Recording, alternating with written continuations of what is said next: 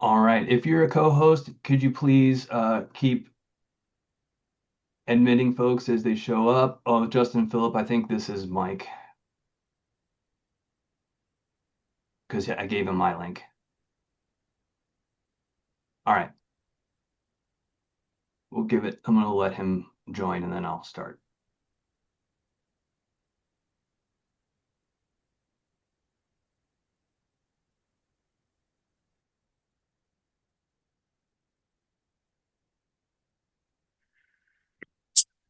Or, I don't know. It's lagging. Hey, Justin, I have an agenda request that I be recognized as a member in good standing and permitted to participate at the convention.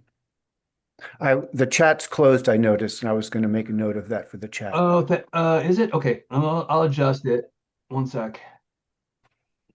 You can definitely participate in the convention, Chuck. Well, no, Supporting member the issue status will is have to be to vote. revisited. I'm requesting the right to vote. I know that anybody from the public can say something at the convention, but I'm Sure. asking for the membership rights to be recognized. Or if not, then I have never gotten a formal notice from SCC revoking my membership. So I'm asking to have that cleared off and cleared up so that I can participate. We'll have to revisit that. You in fact were notified. Well, then I never got the email Okay. Well, and the I never agenda's got been anything set. in the The mail. agenda the agenda's already been set and voted on and approved for today. So, Mhm. anyway, so I'm gonna go ahead and sorry. All right. I changed the settings so just so folks aren't talking over each other. The co-hosts will be able to unmute themselves, but if you're not a co-host, you'll be muted until you're called on. We're not doing this as a webinar format. This is just a regular sort of Zoom situation. The chat is open. I just ask that everyone sort of behave themselves and conduct themselves respectfully in the chat. James Dashiell has agreed to sort of keep an eye on that and step in if need be, but I don't think that'll be necessary. Um, as we get started here, I'm just gonna, now that everyone's here, I'm gonna post a few different links in the chat. First, I'm gonna share with you the agenda. You should have received this in your email, but here's the agenda again, if you want to see where we're going today. And then I'm going to share a link to the, oh, where did it go? Might have to just copy paste this. One second, guys. Sorry. This link is to register for the next convention, which is going to be May 16th. We'll verify all that at the end of today's convention, but right now we've got it scheduled for May 16th, and you can register for that convention right now so you don't forget. But yeah, so thank you for bringing that up and sharing that. Whoever's sharing that, I think that's Josiah. So again, the agenda committee was me, Justin Phillip, the secretary, Amy Sachs for the state coordinating committee, Josiah Dean and James Dashiell, the state coordinating committee. We all met and helped put this together, as did Teddy Holt on the state coordinating committee, and they'll all be helping with the convention today. I hope I didn't forget anyone. So a quick overview of what we're going to do today. A quick welcome. Josiah is going to share with us the land acknowledgement.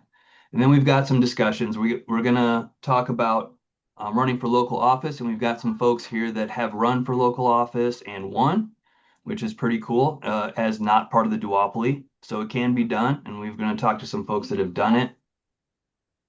And then we've got, sorry, we have a group discussion on violence and nonviolence and the social duty to resist fascism.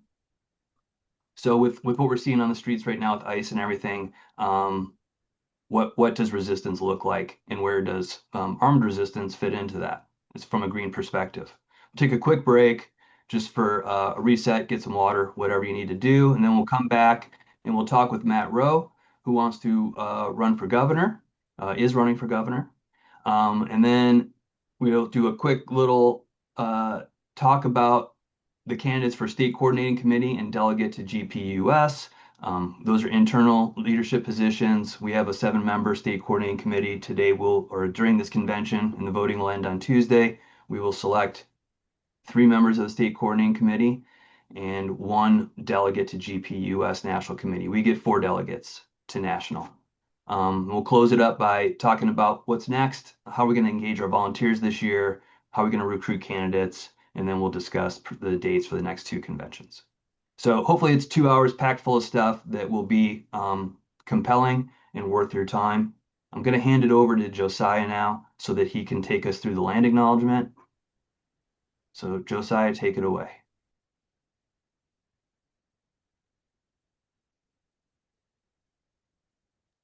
You may have to unmute yourself. Thank you, Justin. So this may not be stylish anymore, but I think it's important that we do a land acknowledgement. And so in the spirit of truth and equity, it is with gratitude and humility that we acknowledge that we are gathered on sacred homelands.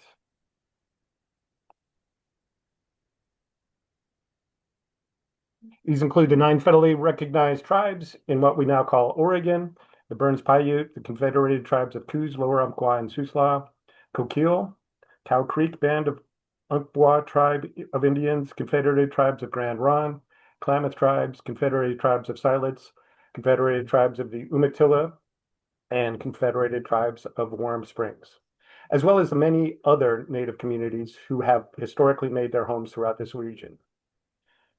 We also recognize this land was taken by violence and that exploitation and injustice persists in the systems of laws and government, in the influence of big money and an antiquated electoral system, and in latent attitudes and prejudices against historically marginalized and oppressed people. Many of these persist in behaviors that people historically in power may not be aware of, latent inherited patterns of thought and action that ignore, diminish, or trivialize the contributions of Indigenous women, BIPOC, and other marginalized or other oppressed peoples.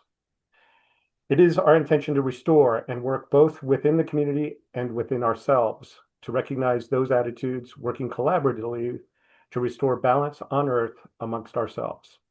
We will not cast aside or minimize those voices when they point to latent discrimination. We hereby commit to listening with intention and openness to value the participation of historically oppressed communities. We acknowledge that all marginalized voices and oral traditions have their unique wisdom to help solve the problems we face. So we take this time to thank the ancestors, spirit, God, or simple kindness for guidance in assuring that our thoughts and our intentions during this meeting reflect mutual respect and compassion. But with that in mind, I'm going to turn it over to Teddy to make it more than just words. Thank you very much. So here I prepared a list of just some ways that we can act as we're taking this moment. There's the local organizations, NAYA, Native American Youth Association, currently urgently in need of food donations and other donations, and you can visit their website. There's also landback.org, which is a current movement that's gaining traction in the Dakotas. But also, I would also encourage everybody to take a moment to go back to that list of tribes and see if there's anything that you can do, any sort of like volunteering actions or any donations that we can give, even however small. This is also a good time to look at other things that are happening in our community and things we can do to help. So I'm sure we've all heard of the PIRC, the Portland Immigrant Rights Coalition. They're actually serving Greater Oregon now, and they're currently in need of legal observers and donations, and they have trainings every other week on ICE Watch and other ways to sort of like defend the community. So that's very important.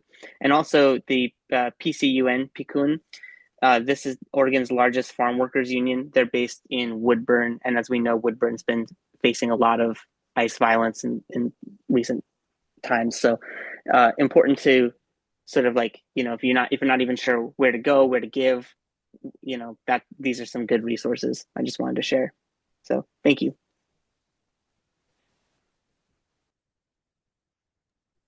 Thanks, Teddy. Yeah, I think it's important to just for us to look beyond just the mere words of the land acknowledgement and to see how we can put that into practice. So and help all of our sort of marginalized and vulnerable communities right now, whether they be the immigrant community,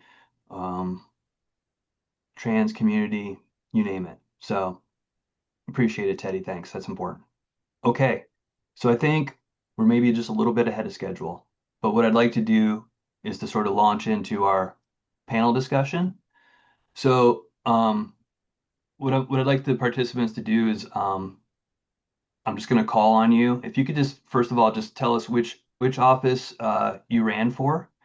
And if there's anything incorrect here, I apologize. I think I did this off of memory.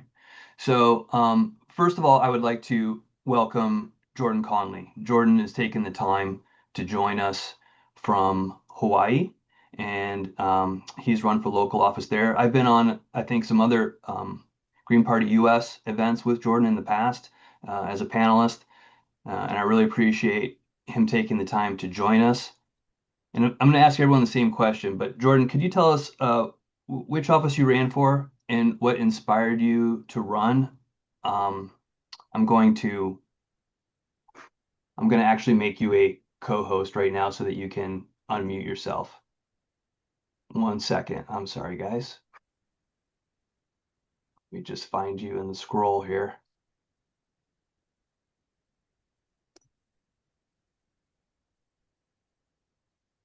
You guys see Jordan? I thought he just joined us. All right, my apologies. It looks like Jordan's like in and out of it, but we'll welcome him in a moment. We've also got Josiah Dean, who's run for local office. James Dashiell ran for Benton County Commissioner. Mike Beilstein from Corvallis, I believe, City Council. Josiah, how about we start with you? You could tell us about your experience. I believe you ran for City Council and won, right? And I got a lesson in pronouncing your name, Doofer. Doofer. Yep. What can we do for you? Oh, I love it. All right, so yeah, Josiah, why did you decide to run for city council? And tell us a little bit about that. Yeah, it's kind of an interesting story. Actually, I was first appointed to city council. There was a resignation on city council. One of my neighbors just kind of asked me, said, "Would you be interested in being on city council?" I'm like, "Well, what does that entail?" He said, "Oh, just one meeting a month. No, nothing else. Don't worry about it." Well, if anybody's ever been involved in politics, it's not just that one meeting a month. So I was appointed, served out the remainder of that term with a couple of months, but it was it was after the ballots had been printed. So I was a write-in candidate for the next election, and I won re-election with 12 votes. And then the year after, 4 years later, I was on the ballot and won again. And then this last time, 2024, as part of the big push for conservatives to get involved in politics, I actually got voted out of office. So I've won elections and also lost elections. But kind of what I want to bring here is that being involved in local politics is really not a partisan. I mean, literally, it's not a partisan position, right? City council is not partisan. So getting elected, my goal was just to do good city things, right? So during meetings, I, kind of help people out, make sure that they were following laws and rules. But yeah, my biggest advice is find something that you can get involved with. There's a lot of positions that have nobody signing up for them, like water board, school boards, park boards, all the different parts of what make our society work have boards that need people on them. And so I encourage everyone to go to their elections, county elections page and see what positions are open. Additionally, there are a lot, and I live out in rural Oregon, so there's a lot of positions that that Republicans hold strongly, and the local Democrats don't even want to play with. For example, Greg Smith is a state representative who's corrupt as all get out, but the Democrats don't want to run anybody against them. So I've taken an unusual position of actually working with people who are Democrats to find out what they don't want to touch. And I'm looking into being a part of that, which is kind of brings me to an interesting point of the number of Democrats that I talk to that are really would support the Green Party if they, if they weren't afraid of that spoiler thing. The number of Democrats that I talk to, and they're like, "Oh yeah, I don't like the national, but it's the only option we have." So I think there's a lot of room out there for us to get into, again, local positions, show that we know what we're doing, and then also, just fill in spots where the Democrats don't want to go. So. That's great. I appreciate it. And I think, James, we're going to move to you next. And James ran for Benton County Commissioner in 2024. It didn't really go his way, but he ran a pretty good campaign. But they had a lot of progressive candidates on the slate in Corvallis, I believe, at the time, right? So maybe could you tell us why you chose that particular race to run for? Sure. And what inspired you there? Yeah, I was actually on the Green Party mailing list for Benton County, and my friend Mike Beilstein is on the call right now. He actually put out an email saying that he thought that one of the commissioners would be weak in this particular race against the issue of the landfill in Benton County, which got me interested. And I had been thinking about running for office for a little while, and so, I just kind of took the plunge and was able to, with people on the SEC and with the help of Mike and some other folks, really, get into the race, and uh, I really enjoyed it. I did a lot of, it was kind of a learn as you go experience, as a lot of people's first races are. But I did really enjoy connecting with the community and immersing myself in that particular issue, which is the landfill expansion, which is ongoing.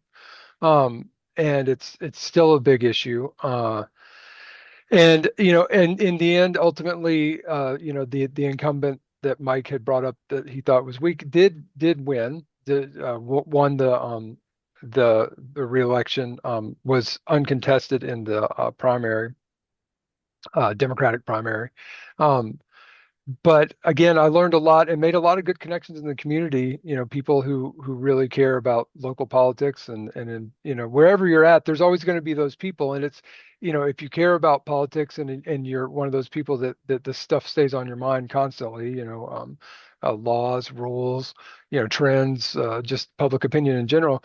Running for office is just a great way to get connected to people that you would never ever meet. Like, you would probably meet a couple of people here and there, if you went out to bars or, meetings of city council or whatnot. But there's people who deeply care about issues that are, embedded in the community. And so canvassing, going out and talking to people, tabling and being at meetings, it all comes together, and you really do come out with a much better grasp of your community, and you come out with a much better, you know, um, motivational thing of being a political, you know, leftist, whatever you want to call it, somebody who's interested in change, right? And I think as Greens, that's always got to be kind of our first knock on the door. It's like, hey, we're here to offer you a alternative, and we're going to give you a whole lot of good information, and we're going to try to be respectful of your standing and your opinion as well. Yeah, yeah, that's awesome. Yeah, I agree with you. Like my own experience running for office, yeah, it gives you opportunity to really connect with a lot of people. Big learning experience. You learn so much by doing it. I recommend everyone just give it a shot one time. Yeah, It makes you a better informed participant in our so-called democracy. So, Right. yeah. Yeah. Well, the democracy that we live in, it's being threatened on a national level, but thank goodness here in Oregon, and especially I get, I don't want to sound like Benton County is like the best place in the world to live, but we have ranked choice voting here on some positions. Again, the county commissioner is one of those. City council is another one. So, these races are very inclusive. There's a lot of people that can run. There's a lot of people that can stand a chance of getting to a second round of runoff voting, if you're in there. And again, it's just super important nowadays for people to understand that it's just not the duopoly system, that we've got something to say. And that's always my thing is, I just want the Green Party to be able to come together and really offer people something concrete that they can vote on. Yeah, I think that's a huge thing. If you're considering running for office, you have to find these issues that are going to be the things that you can stand on, and that you can talk about positions and everything, but it's really great to have concrete solutions that people can start to believe in. So Yeah, I think if I can interject a little thing, info. Shama Sawant, the socialist candidate up in Washington, I think that's kind of her philosophy. She like really tries to target specific issues and run on those issues. And you were inspired in part by like the landfill issue and protecting your community's environment and health. And I mean, I was inspired by certain issues to run. I think that's what got me going. Um, but but yeah, it's thank you very much. Um, right, someone just joined. Jordan, Jordan. yeah, Okay. he's in. Yeah, Um, Jordan, welcome. Uh, can someone make Jordan a co-host? Jordan. So if Mike, I'm going to pull you into this conversation if you don't mind, and you might be signed in as me, Justin, or I see you're also there's also a Mike in the. Yeah. So Um, yeah, I see you got your hand up, so let's just go to you. I mean, so M Mike has run for a number of different offices, so maybe you could talk about, I believe it was city council originally, and then last time around you went for state legislature. Can you tell us why you decided to do that? Yeah. Well, I first ran for city council because I was chair of a local living wage campaign where we wanted to get a living wage passed, which would be like a, a wage floor that would apply to contracted workers who are working for the city government. And anyway, so as chair of that, then it happened that my city councilor was not running at the same time we were doing this campaign. So I thought, well, I'll do it and hopefully be able to work on this living wage issue from the inside, not just as an initiative. We ultimately passed it by initiative, and and once it was passed, the city council kind of took ownership of it. I could not get any support on the city council before the initiative passed, but once it passed, they were very clear about making it workable. And so it was kind of a good experience. But so that, it was kind of this one issue got me on the city council. But once I was on the council, I found that there were, that I was concerned with all the issues, and, we were in the process of acquiring a large, I think $90 million of green space in the periphery of the city for parks and open space. And, and I thought that was valuable. We were redeveloping our waterfront along the Willamette River. And, and mostly we dealt with land use issues. And all this was fascinating to me. So I enjoyed being on the council. And even though I, came onto the council with one issue, it was, I enjoyed serving. And I'd like to make a comment about, we've had pretty good electoral success in Benton County. We currently, I think, our only elected Green is a circuit court judge, Matt Donahue. It's a kind of unfortunate because Matt Donahue was very active in our local chapter, but as a judge, he's maintained his green registration. However, it's, it would be detrimental to his being a judge to be involved politically in anything. Um, so anyway, I think I was the first Green elected here, but we've had at least three other Greens on the city council at times. Although there's none right now. We've had people on the Soil and Water Conservation District and also on um, the Rural Fire Protection District. So it's, so we've, think, we're probably doing better than most places as far as getting Greens elected, although but these are all nonpartisan offices. It's, the Democratic Party is very strong here.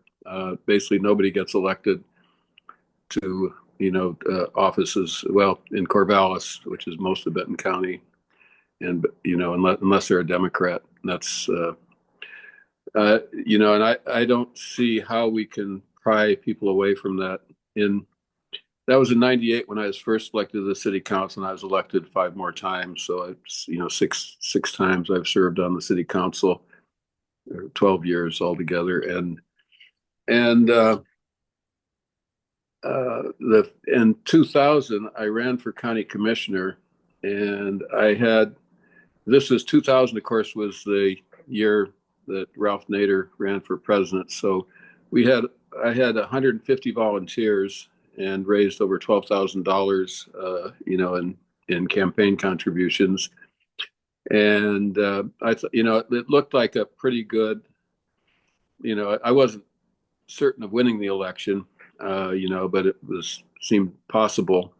But once the election came, I got 17% of the vote, and like the Republican who did not campaign at all got almost double the votes that I did, and the Democrat was, was elected with a bit over 50%.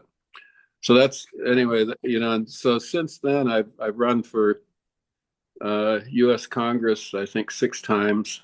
I ran for county commissioner again, and I've run for the state legislature the last election, and I kind of, and I think most of those elections I've gotten, 2 to 5% of the vote, and it's it's just the dominance of the Democratic Party seems to be, the issue that people are afraid to vote for Green because what if a Republican got elected instead? Even though in these congressional runs, I don't think there's ever a chance of, I've run against I guess maybe 3 different Republican candidates, but none of whom really stood a chance of winning. I mean, the Democrats have got it solid, but people are afraid to vote Green because of the fear of the Republicans. I guess that's all I'll say for now. I'll respond to questions if you have any more, but that's I just wanted to talk about my experience. And that's perfect. That's great. And we'll leave time for a few questions at the end. We've got 2 more panelists that I want to give time to. But before I kick it over to Jordan, I want to call your attention to a link in the chat, which is there's a website. I think Mike Feinstein in California is largely responsible for putting this together. And you might be surprised that if you didn't already know about the success of Greens already. So I think the data in here sort of contradicts a few of the typical talking points. One being the Greens only show up every 4 years and run for president are spoilers. That's not true. As you guys all know, we're working all the time, every year, and we have a lot of Greens running for local office. Let me just read a couple things off of here. At least 159 Greens hold elected office as of November 4th, 2025. And it said Greens have been elected at least 1,664 times in the history of the United States. And we're not that old of a party, quite frankly, right? We just started building this thing like back in 1984 or something? For over 7,100 times, Greens have run for public office in the United States. 62% of those runs have been at the local level, county, municipal, educational, special districts. Only 38% were for state and federal partisan office. So most of the time, Greens are running for local office when they do run. And not only that, but they win. So in 2025, 100 we Greens ran in 110 races. They won 57 of those. When we run, we can win, especially in these nonpartisan sort of elections where it sort of removes a little bit of the spoiler effect that Mike was alluding to, right? So we got to believe it can be done. And this is a great segue to Jordan. One of the reasons I invited Jordan is because I really wanted to make every convention, I want to make connections with Greens in other states. And, we did that. We invited Butch Ware to our previous convention last year and heard from him in California. He's running for governor in California. Now, Jordan ran for a local office in Hawaii, and I'll let him tell you a little bit more about that. Jordan, can I send it over to you? Tell us a little bit about what inspired you to run for that office, which office did you win, and just a little bit about that experience. I think he's saying he was having some technical difficulties with audio. Mic won't turn on. All right. Well, Jordan, we'll see if we can figure that out. James, maybe you could. We already made him co-host, right? I'll make sure. Oh, okay. Jordan, you're now a co-host. You should be able to unmute. Okay, here I go. Sorry about that. It's cool. Welcome. Can you hear me Welcome now? from Hawaii. Right on. Well, thank you. Mahalo is thank you in Hawaiian. So you can hear me now? Yes, perfect. Thanks. Okay, so well, I actually I followed Bernie Sanders a lot for the Democrats, and then last election I got fed up and I called the Green Party, my local Green Party, and I told them that I want to do something because like I tried the whole just vote for the Democrats or whatever, and if we don't do something, like we let the corporations run the party, then we're not going to do anything, right? And so I called the Green Party, and then I joined the Green Party, and I told them if they needed, I would run. We need people to run. We need everybody to call the local Green Party and at least one of their friend group peoples to run, right? Because you got a friend group, and one of those people are outspoken and whatnot, and so we need everybody to have one friend group person run. Is kind of my thought, right? And so I was telling people that. But as I was in the Green Party, they told me, look at the local neighborhood board, look at this, look at that. And so I was like, all right. And I looked at the local neighborhood board, and it just so happened that the election was going on right at that moment. And it was like you could sign up, and I think the election was like 3 weeks out or something. Like it was really close. And I signed up for it, and there was only four people. There was four people for the board, and only four people signed up. So we all made it. Everybody that signed up made it. So that's one thing. Just look at the local elections and just sign up for them because not every there's a lot of spots that don't get filled because nobody's running, right? Like if I didn't run, there would have been an open seat. There would have just been there would only been three people who ran. So on the first day of the board, we get there and there was like three or four open seats from other areas, and there was two people there already that day. And so what they say, one of the first things they say is, "Oh, we have this many open seats. Would anyone like to fill the seats?" And then two people raised their hands and they just got to walk in and fill the seats. No vote, no nothing, just because they were open. We still have one open seat as of our last meeting.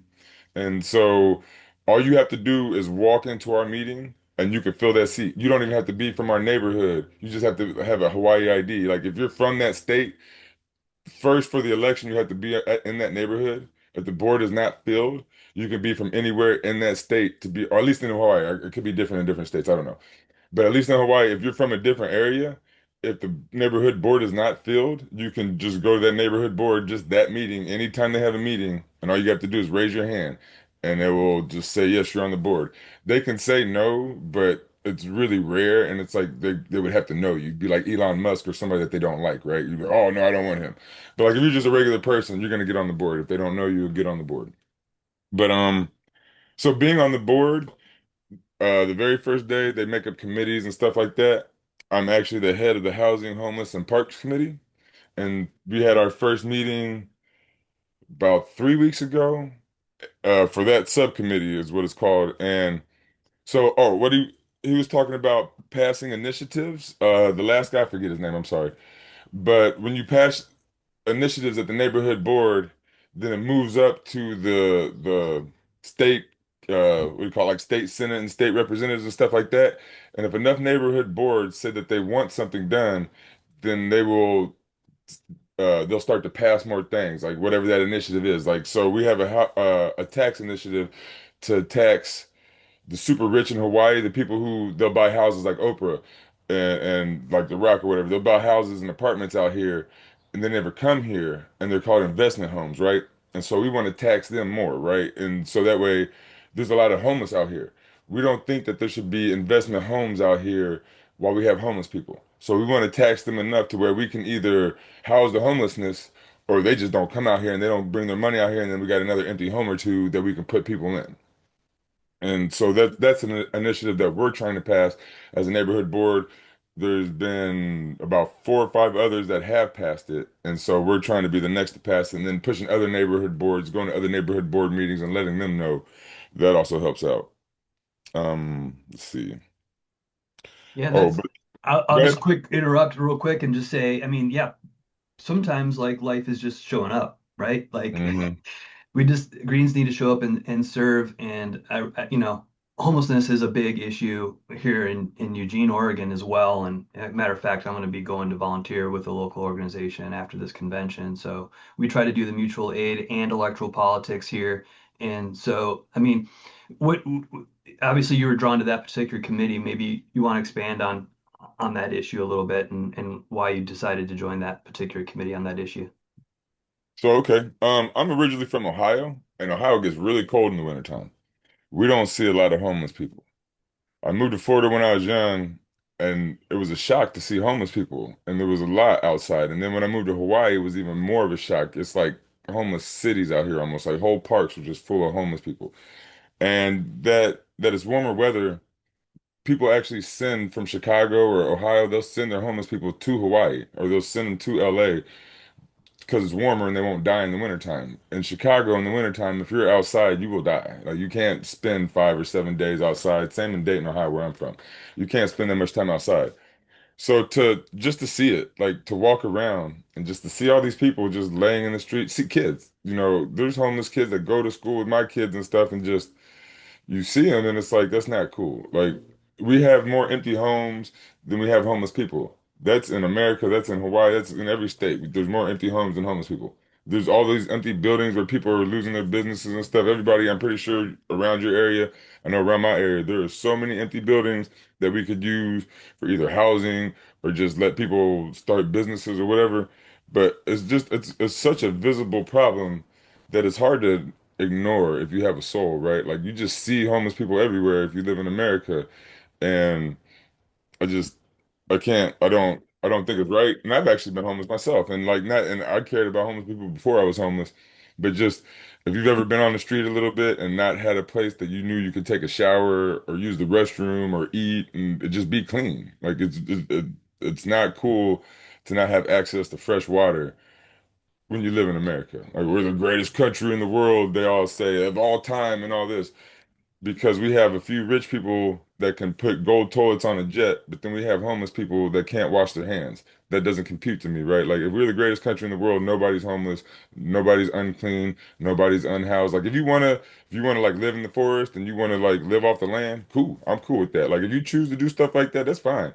But nobody wants to live on the corner pulling food out of a trash can. I can't believe that. Like there'd be an in between, right? Like even if you don't want to take, like, there are people who I've talked to who have mental issues, right?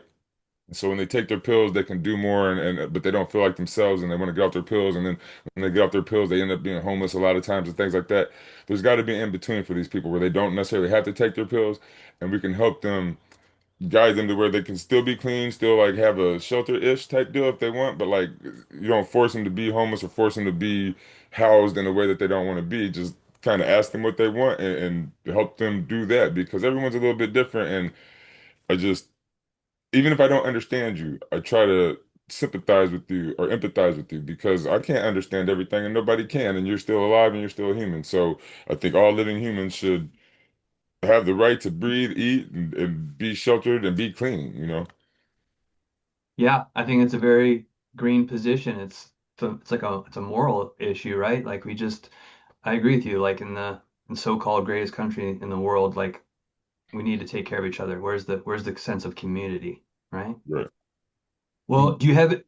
I'll give you is there anything else you want to add right now? We'll come back for questions, but I just was going to try to get to Matt next. But any final thoughts there, Jordan, before we kick it over to Matt?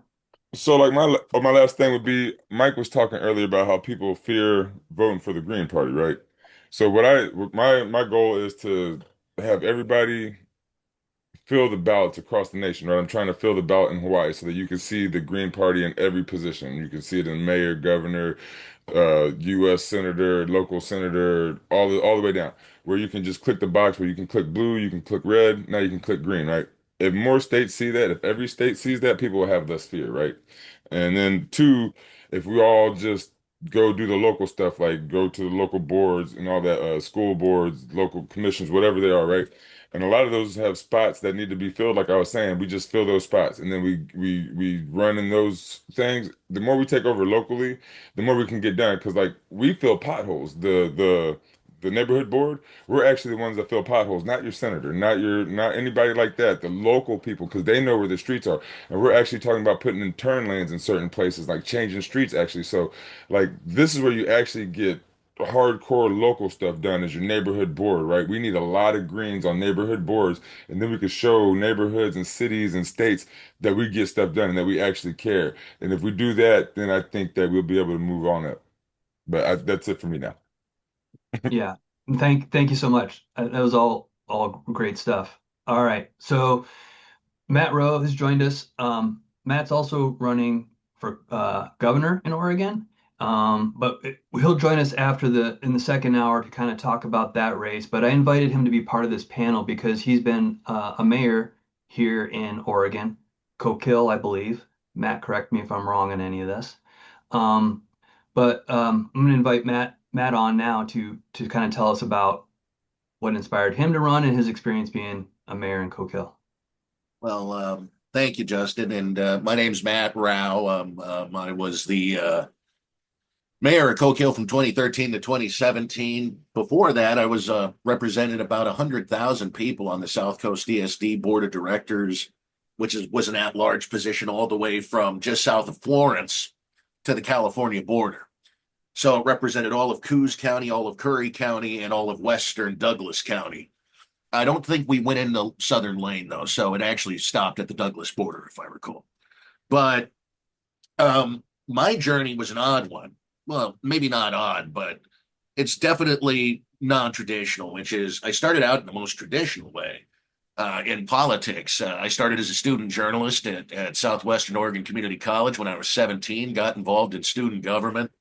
And you start with all these presuppositions about how things are supposed to work and how the world works.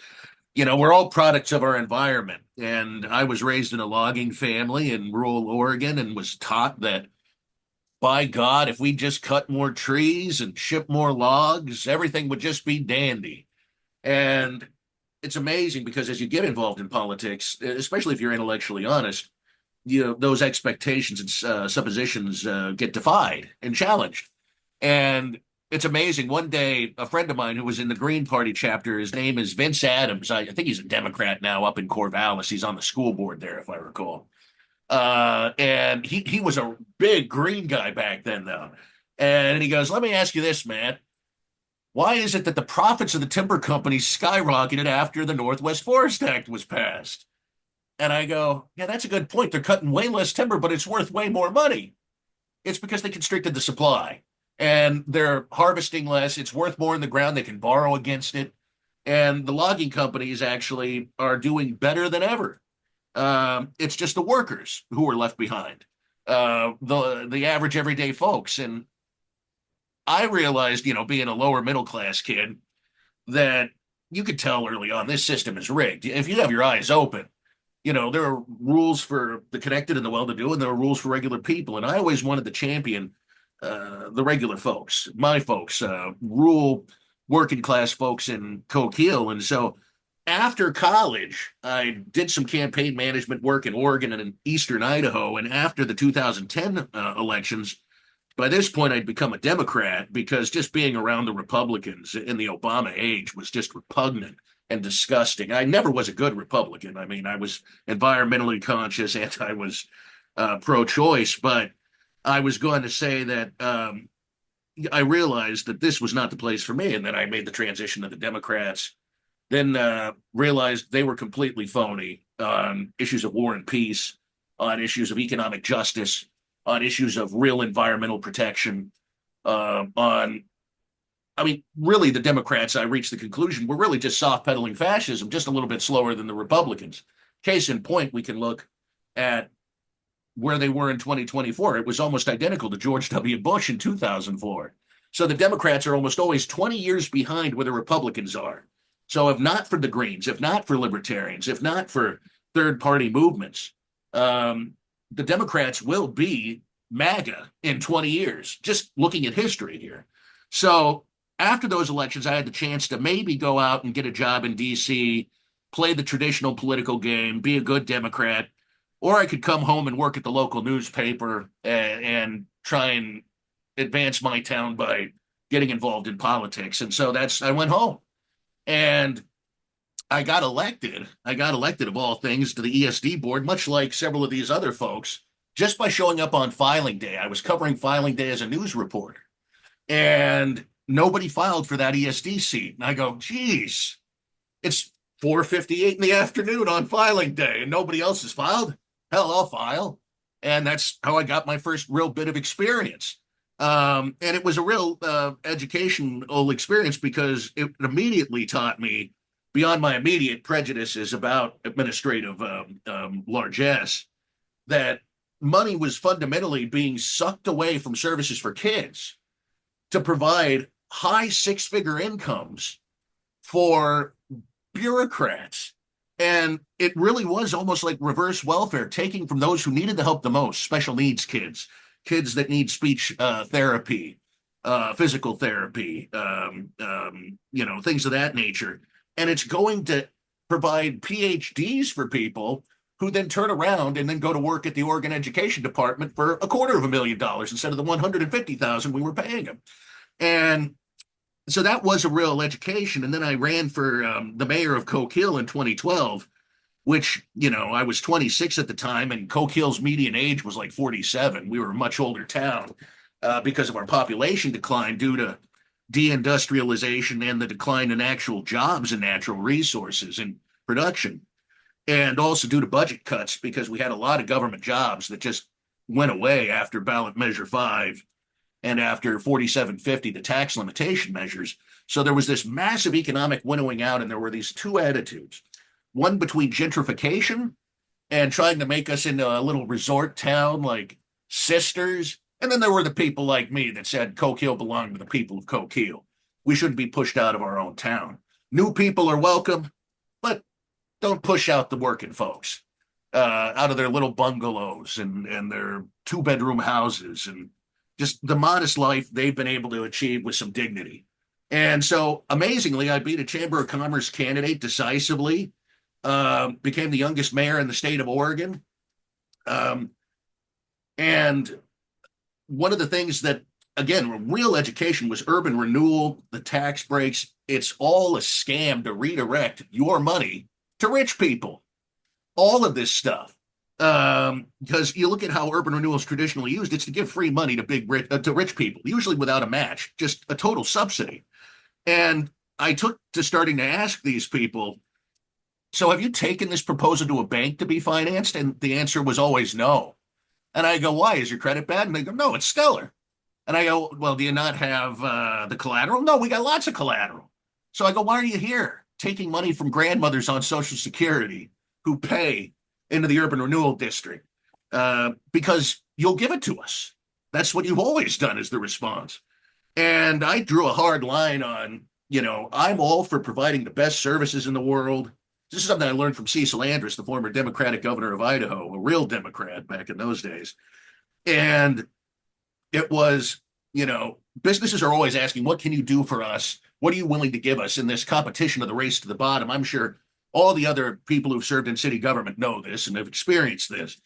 And Cecil Andrus's response was, well, I can provide you with good schools, good infrastructure, ethical government, and a fair playing field, but I can't give you anything else. I can give you good hospitals to keep your workers healthy, good schools to educate future workers. But beyond that, it's up to you. I'm not going to prostitute the state. And that's the attitude I took to city government. Whereas the city had initially been immensely supportive of the LNG project in Coos Bay, which would have been a disaster. And I'm so proud, immensely proud of the fact that I took a council that had unanimously supported that resolution in favor of the program. And then I talked to Bill Bradbury, and God rest his soul. He and I disagreed on third party politics, but he taught me a lot and really opened my eyes to a lot of things. And Bill, showed me there's going to be 300 river and stream crossings here. The sports fishing system in Coquille generates for every fish $250 of commercial activity. You're going to destroy your fishing industry, and you're going to get no jobs out of it, and they're tax exempt. And I go, Bill, how about you come and make a presentation to the city council about this and have all the landowners come in, and then I want the city council to look you all in the eye and then say they still support the plan. It's amazing. That council that had unanimously supported liquefied natural gas, that had supported destroying the environment, destroying our fisheries, and giving huge tax breaks to multi-billion-dollar foreign corporations, none of them even had the guts to make the motion to support it. We shut it down. We were the only city government to do that. And one thing I'll also add is that dovetailed into my efforts in 2020 working with Shawnleen Higgins, the Green Party nominee for state Senate down here. And that really was the final nail in the coffin of LNG, because as soon as the Democrats realized, because Shawnleen got 4.5%, the Democrat lost by 1.4%, spent about $1 million to do that. And she was very pro LNG, very pro big business, the Democrat. And the Biden administration, to their credit, once they took power, they saw this was a political liability for Democrats now. It was not a political asset. And they killed the LNG project. They killed it. And Trump's trying to revive it, but I don't think he's going to have enough time with all the problems he's got in front of him. But it's an example of how grassroots local politics can affect not just statewide issues, but international issues like the liquefied natural gas issue. One other thing I'll add, because I know we're pressed for time, is that beyond having a pro-people outlook at City Hall and having good constituent services, I paved more street than any mayor in the last 40 years, and we were able to do it because we stopped doling out money to businesses and actually paved our streets. And part of it also was we adopted, instead of a pro timber industry harvesting, because we had a city forest of several hundred acres of forest land that was meant to be harvested in a sustainable way. Previous city councils had just logged it all and then spent the money on whatever. We developed a sustainable yield harvesting policy also to mitigate any potential risk to watersheds, something we'd never done before. And the ethical acquisition of more timberland for harvesting to offset the revenue losses that were lost to Measure 5 and 4750. And so by the time we left, we were in the red when I left. We were in the black to the tune of a couple of $1 million, which for a small city budget is significant. We'd ceased a lot of the corporate welfare and subsidies for the rich. And, I'm very proud of the record I had there. Then I went to the school board, and I'll just very briefly say this. I was able to work to expand hot lunches to all students and also to a neighboring school district in Powers, Oregon. My superintendent, who had total control of this board, said we don't need the hassle. We don't need to provide them in Powers with these hot lunches. The Powers was willing to pay for, by the way. They just didn't have the infrastructure to do it all in-house. So we would have to make the food out of what the food we were making, ship it to them up there, and they pay us for it. And it ended up making us a modest profit. But more importantly, we fed about 150 school kids in a town of about 600, almost all of them below the poverty line, getting hot lunches, getting good nutritional value. And it's amazing, the kids ate the food. They loved the food. The parents thanked us for it. It made their lives a lot easier. And the other thing I did on the school board that I'm immensely proud of is the fact that we got rid of pay to play for school sports and extracurricular activities. Previously, we were charging kids well over $100 to try out for football, you know. And if you're a working class to lower income kid, that creates a real sort of chilling effect because you don't want to try out for a team, spend this money, and then find out it's not for you. You're going to get reamed out by your parents. You're going to feel bad about it. And so a kid, instead of trying out for 2 or 3 different things, where one of those might be a great opportunity for them, for potential scholarship opportunities or just to improve their quality of life and health, it was becoming a situation of, the rich and the poor again. The well-to-do kids were getting a lot more opportunity, and I thought that was fundamentally unjust when we were looking to go out for a bond for several $1 million to facilitate the creation of a new football field. And I go, guys, you're going to ask the taxpayers to spend $2 million on a new football field, but then you're going to make the kids pay to play on it? Get out of here. And the superintendent wanted a unanimous vote for his referral. And I said, I'm not voting for it unless we get rid of pay to play. And he goes, all right, deal. And that's how you, and that's, I'm sorry to interrupt, but we are at noon. Should we take our break and then pick up? Or do I'm you wrapping think up. I think we're just gonna. I think we're gonna let it roll, Matt. I'm gonna stop you there. You have so much experience to share with us, but I think that was great, and I think you illustrated how much impact you can have on a local level.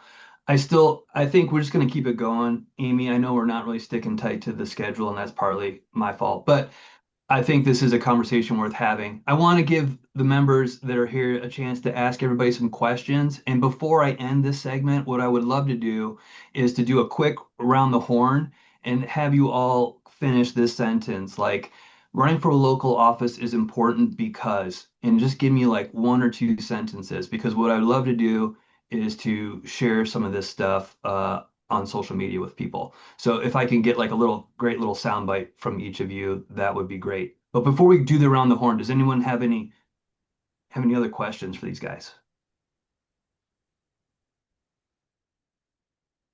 Just maybe raise your hand and James will look for you.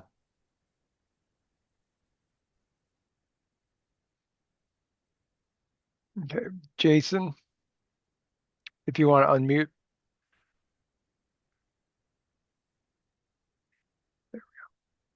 Thank you.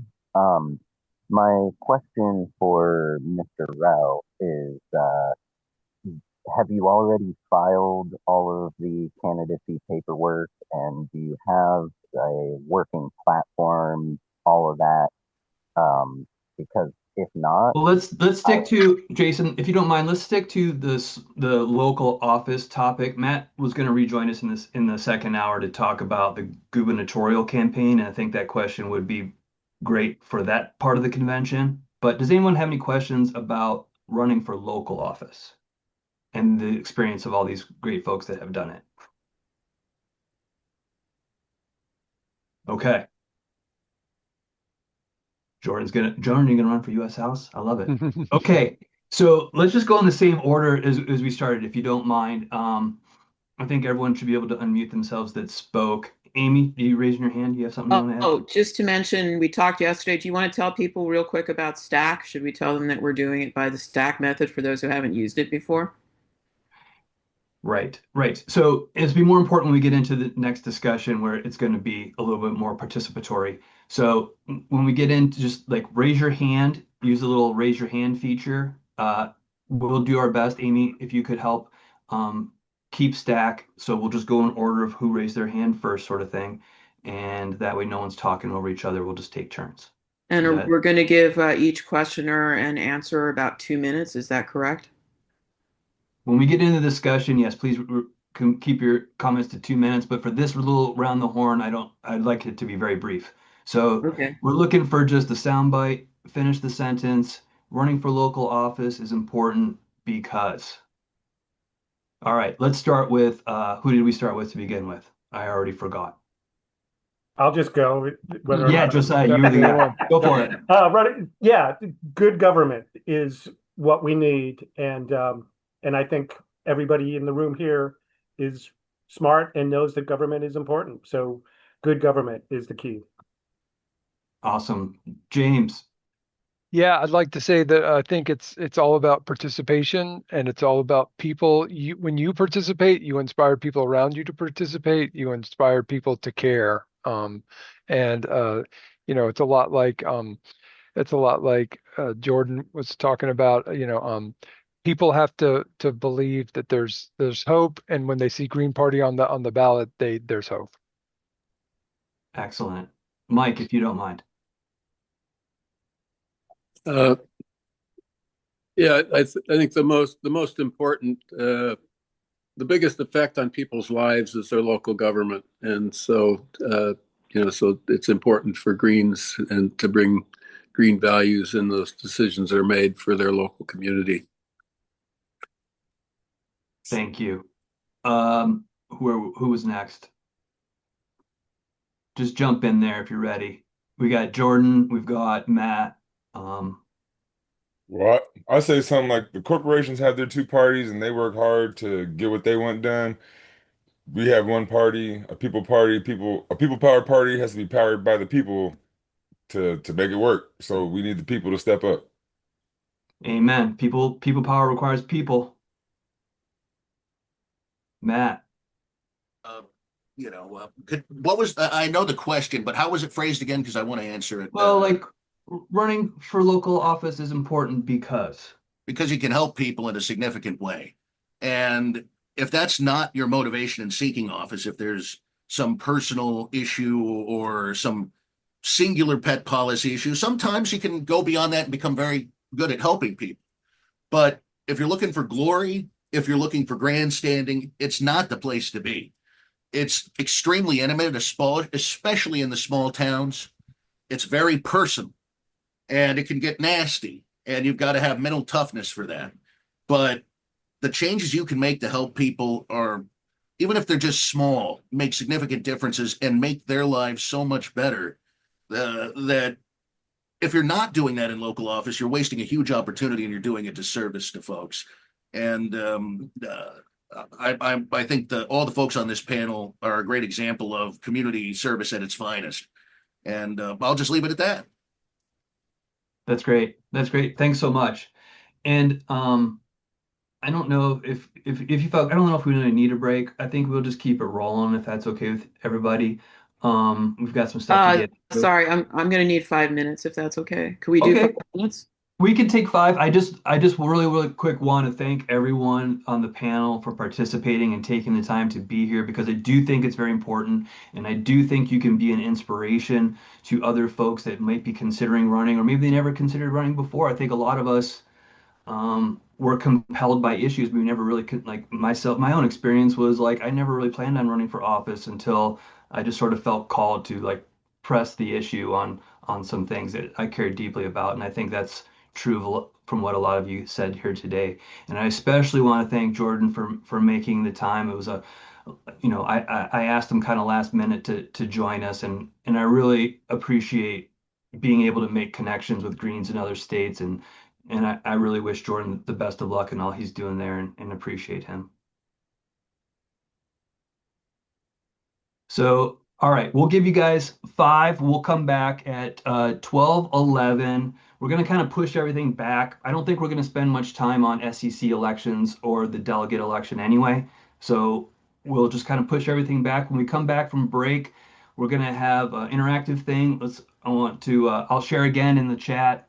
An article that the Green Party or a statement that the Green Party put out back in 2018.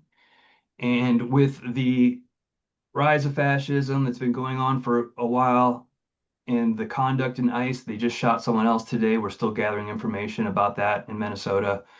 What does resistance look like and what part does armed resistance potentially look like given the state of this country right now? I think it could be a great conversation, and I want everyone to participate. So we'll come back at 12:12. All right, guys. Thanks so much.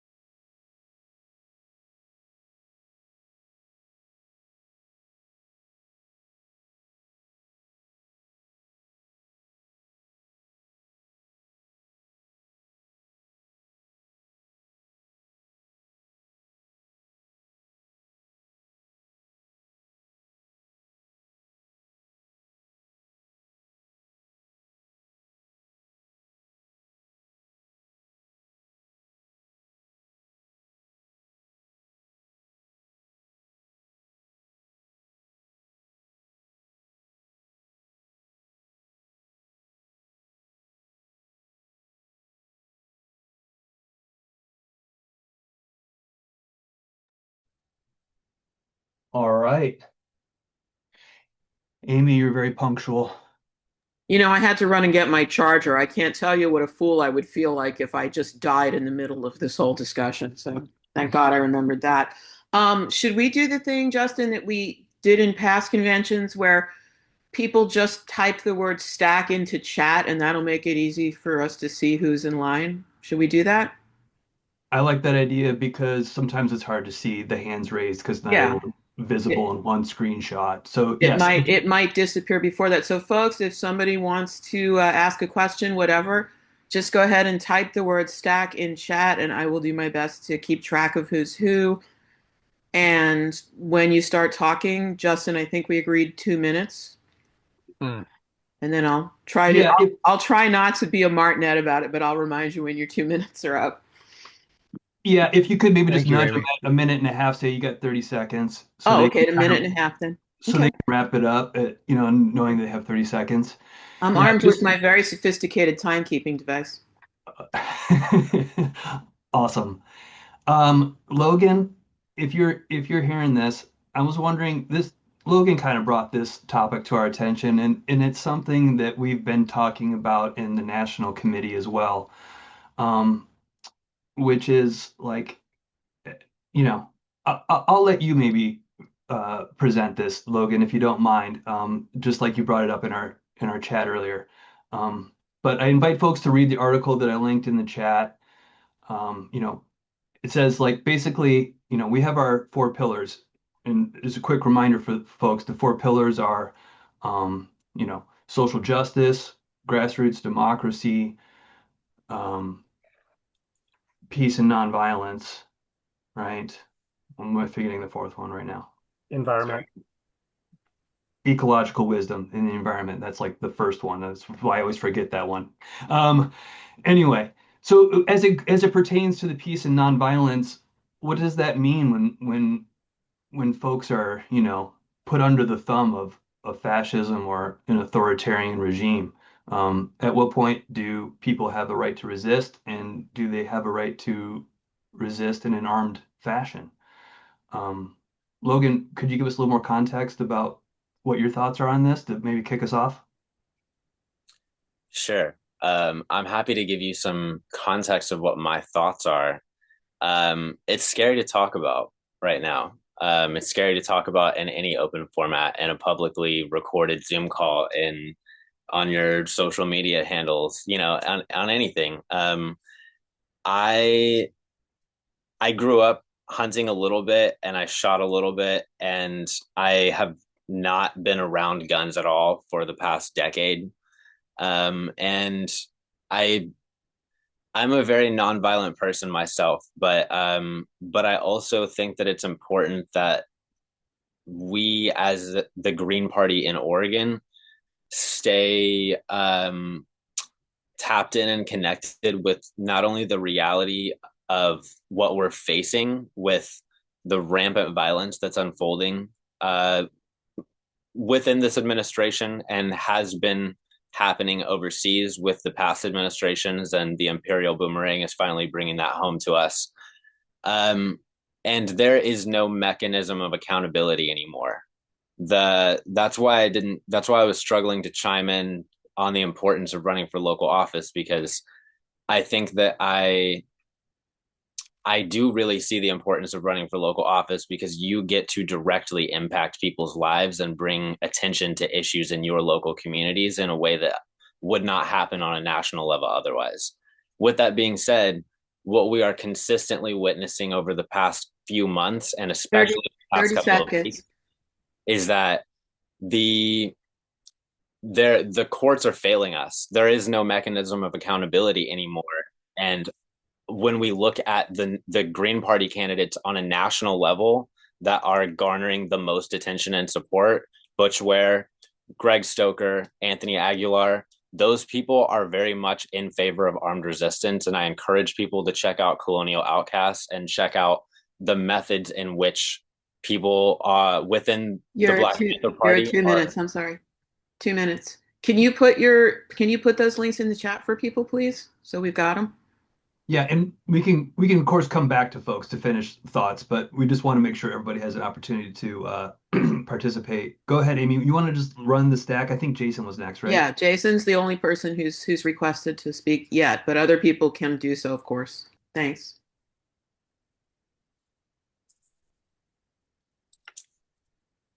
Okay, Jason, the floor is yours. Oh no, did we lose him?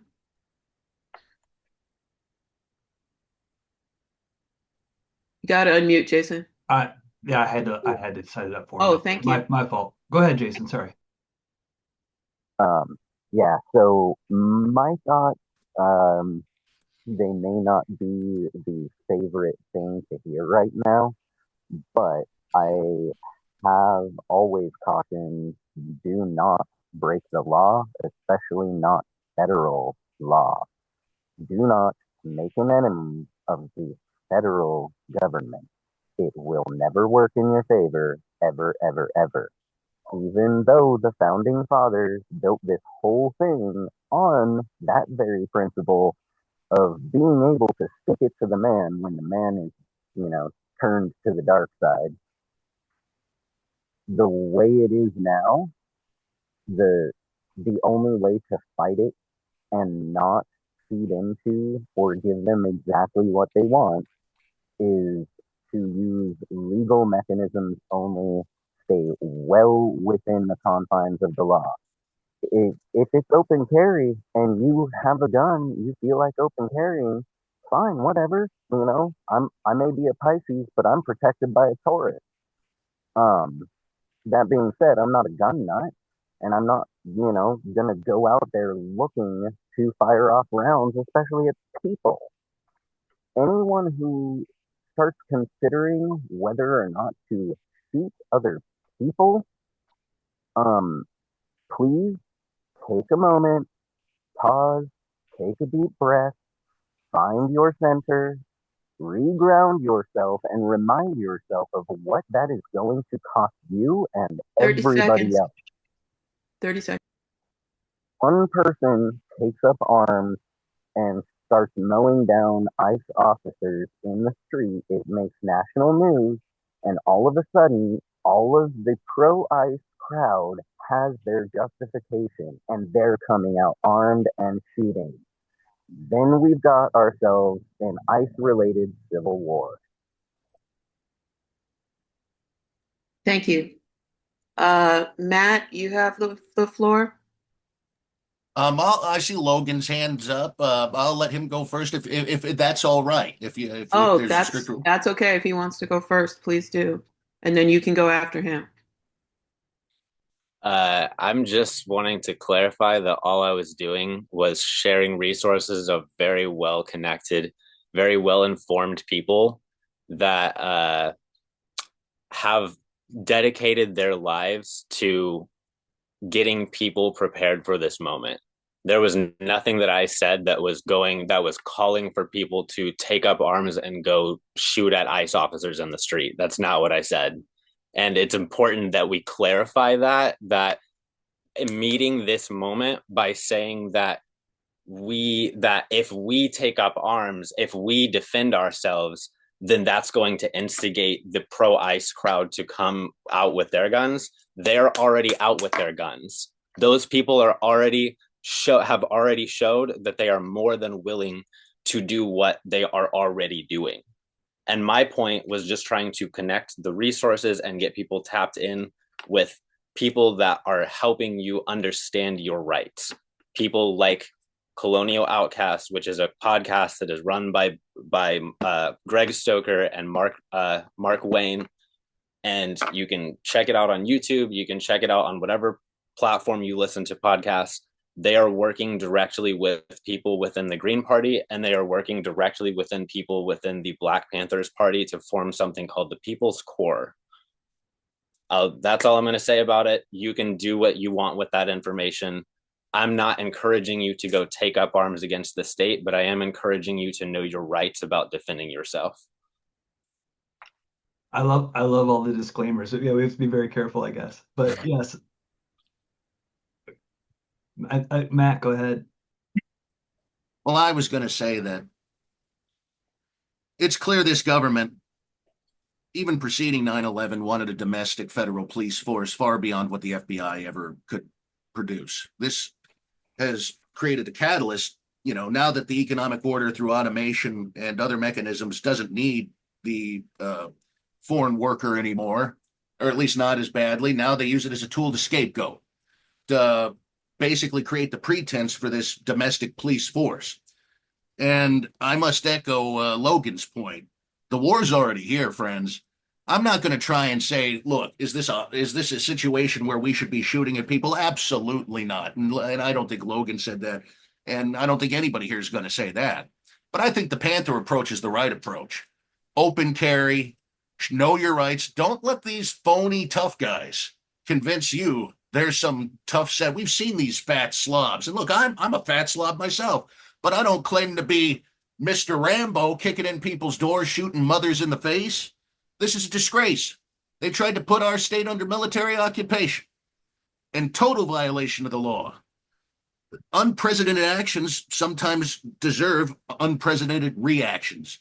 And unless we as Oregonians, regardless of any ideological revulsion we have to violence, and I know time's limited, but as when I was Libertarian Party chair, I went to the Pride, Oregon in Portland, and I talked to so many folks that you would say are the most ideologically 30 seconds. And they all told me the same thing. I'm scared. This is wrong.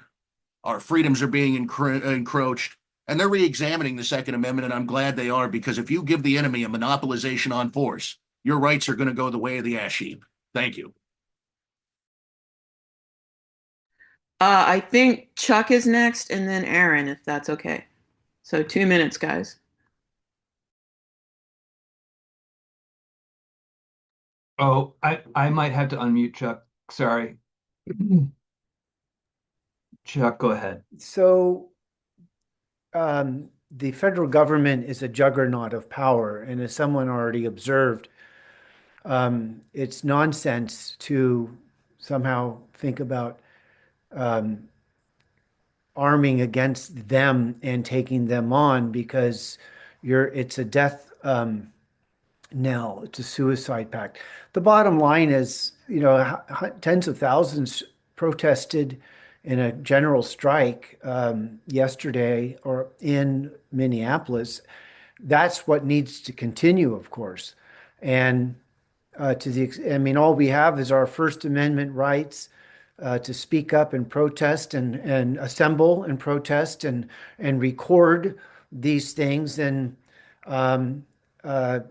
obviously, people need to be taking these matters to the court and get the court to intervene.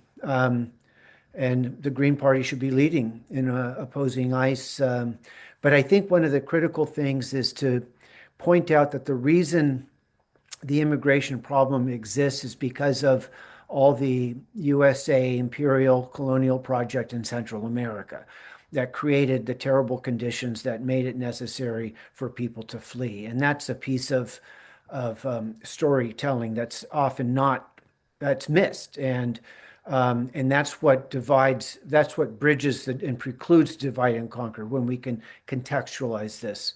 I actually posted, I'm a Green Liberty Caucus proponent. It's the idea of building. Okay, Chuck, 30 but seconds. I'm going to post a link for a statement that I generated as an FYI. Thanks. Bye. Thanks. Okay, Aaron, 2 minutes. Don't forget to unmute him, please. Yes, I think he's good to go. Okay, hold on for a second. There was just a noisy truck that passed by. I think the problem is that anyone who advocates violence, or that you even know is advocating violence, is already violating OPSEC and setting themselves up as a target, as well as going for the strong point of the ICE Gestapo's power. Their power is violence and quickness. If we are doing any kind of resistance to ICE, it has to be slow, beneath the surface, and broad-based. Basically, what they're doing with the general strike and businesses refusing service even to use the bathroom is what we should be doing for now, at least publicly.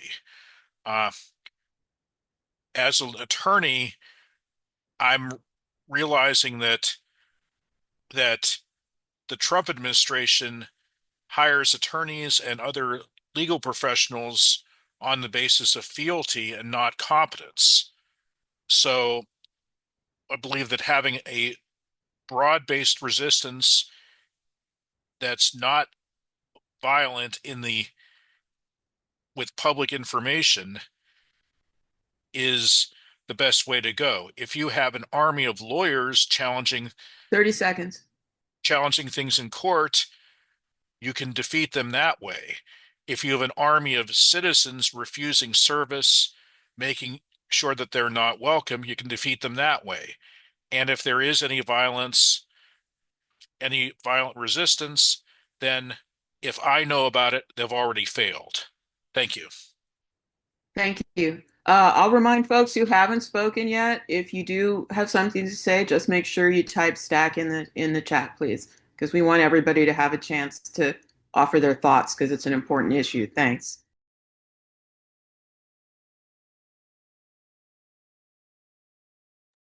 Okay. Logan should be able to unmute himself now. Can y'all hear me? Yeah, so basically I actually don't really disagree with anything that Aaron just said, and I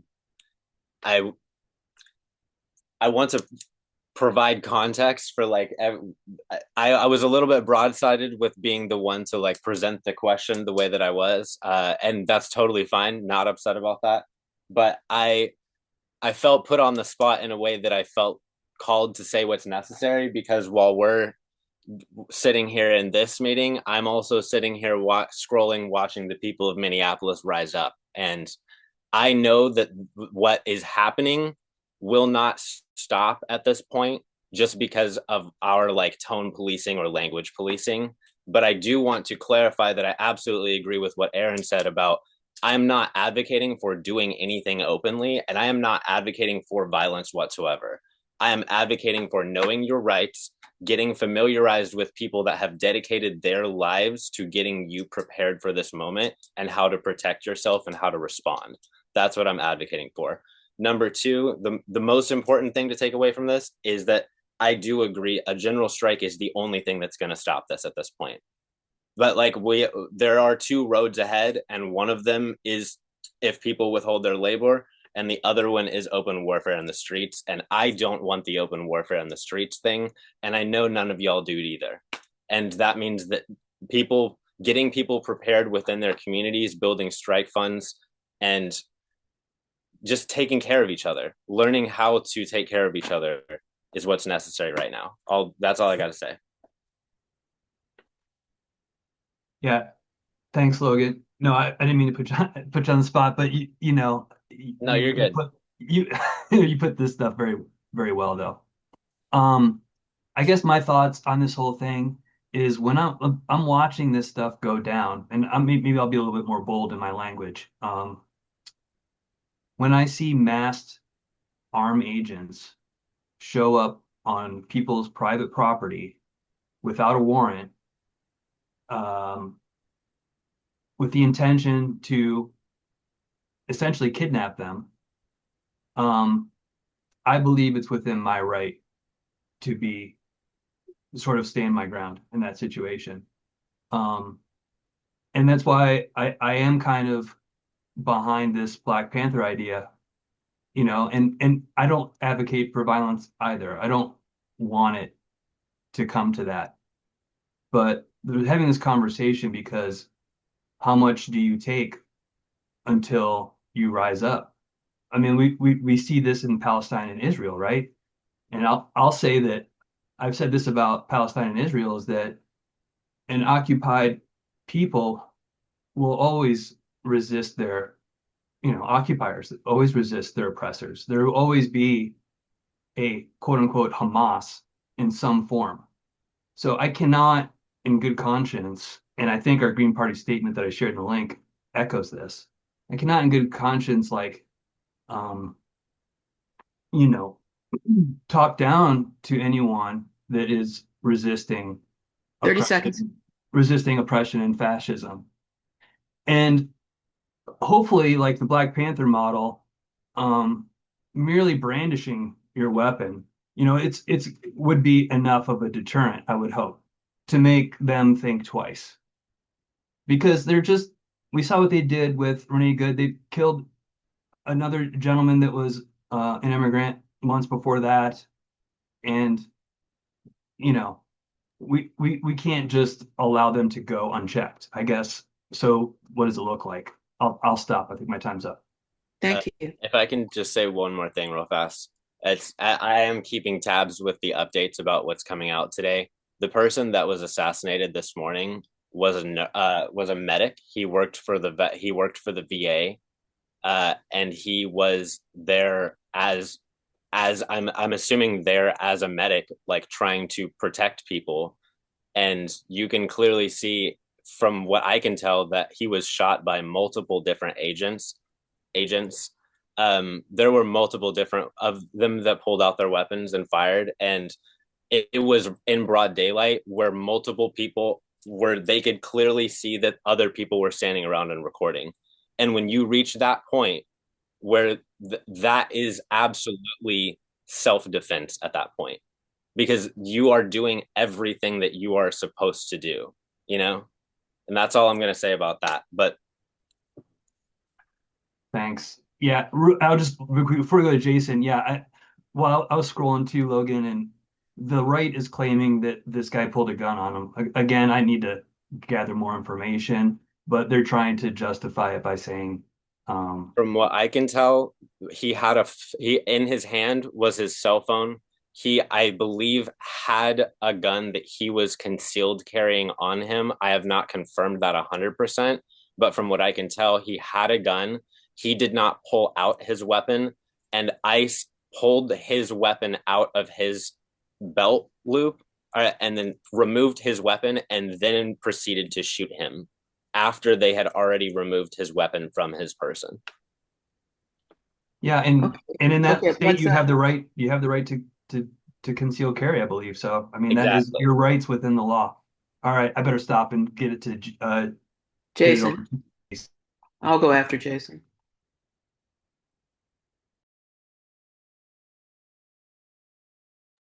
Is he unmuted? Yeah. He just Go ahead, Jason. Sorry, I just changed the So- settings. You should all be able to unmute yourself going forward. My apologies.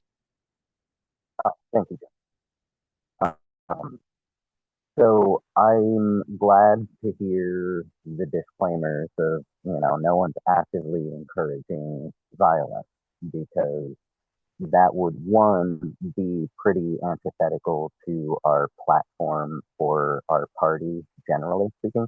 It would also, as I don't know, he looks like a professor there, Chuck, I believe his name was, stated so eloquently, that it would put the target on that person, the target with the focus, resource, anger, trigger happy firepower, put that all pinpoint focus onto whoever encourages such things. There have been elected officials who called out Governor Tim Walz, who will fight them in the streets, and, encouraging everyone to do something, and then a lady gets shot in the face at near point blank range by federal agents. And now he's saying, hey, people, be careful, do this, that. I'm just trying to point out that if we are not careful, we get that same target painted on 30 us. seconds. And no one is going to, what Logan was saying about, they pulled his gun from him and then executed him. do you think that going there and showing up with a gun is going to help you, defeat ICE nationally? Really? Like, no, look at what they're doing. It doesn't matter. Okay, So don't come to it.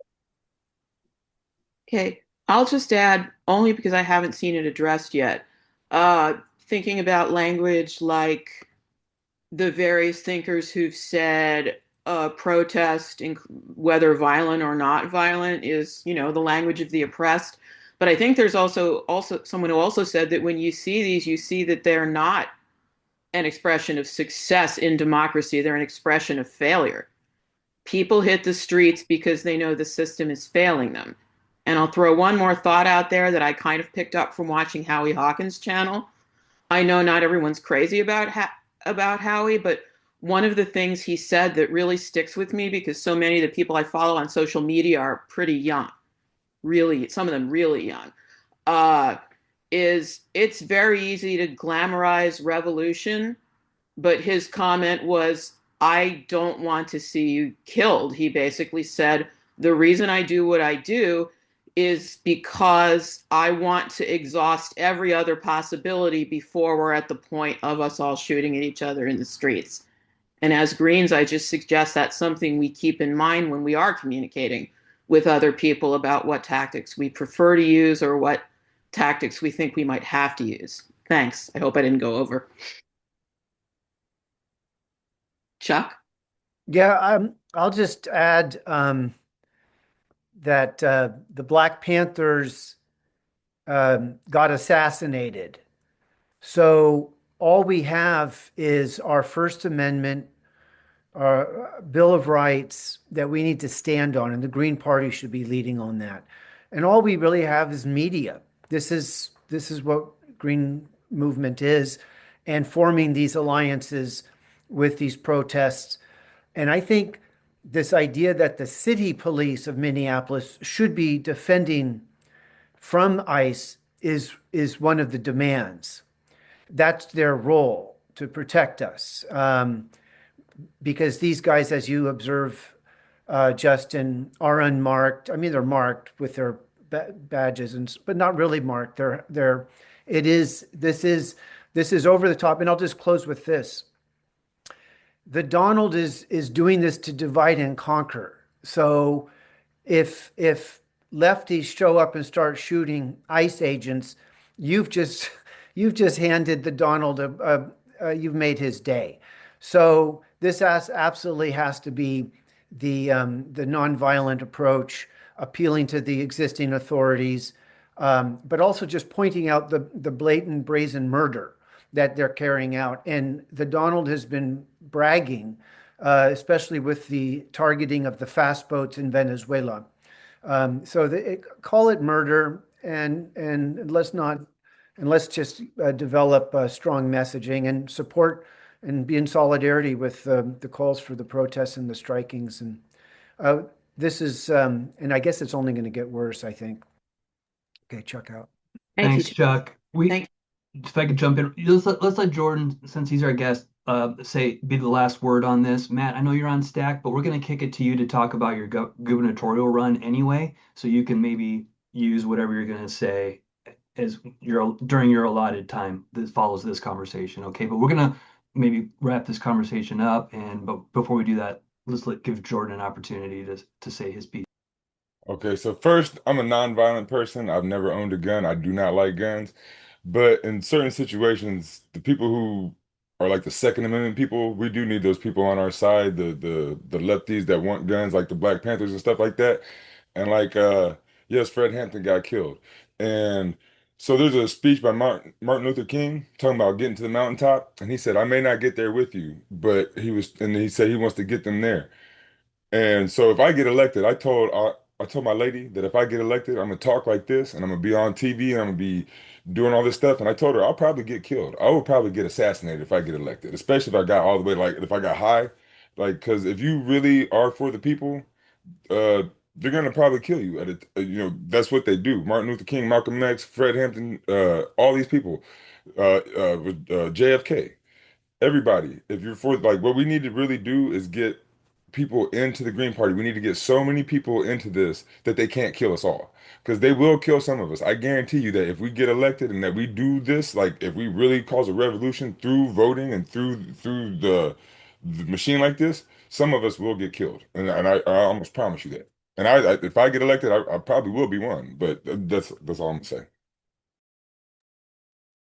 Yeah, I mean, it does take a little courage, and I see like a lot of us are a little bit, uneasy about even broaching this subject given how authoritative it is, and the fact, I'll just close it with this, like, that we're willing to give up that Second Amendment right just because they've made us so afraid.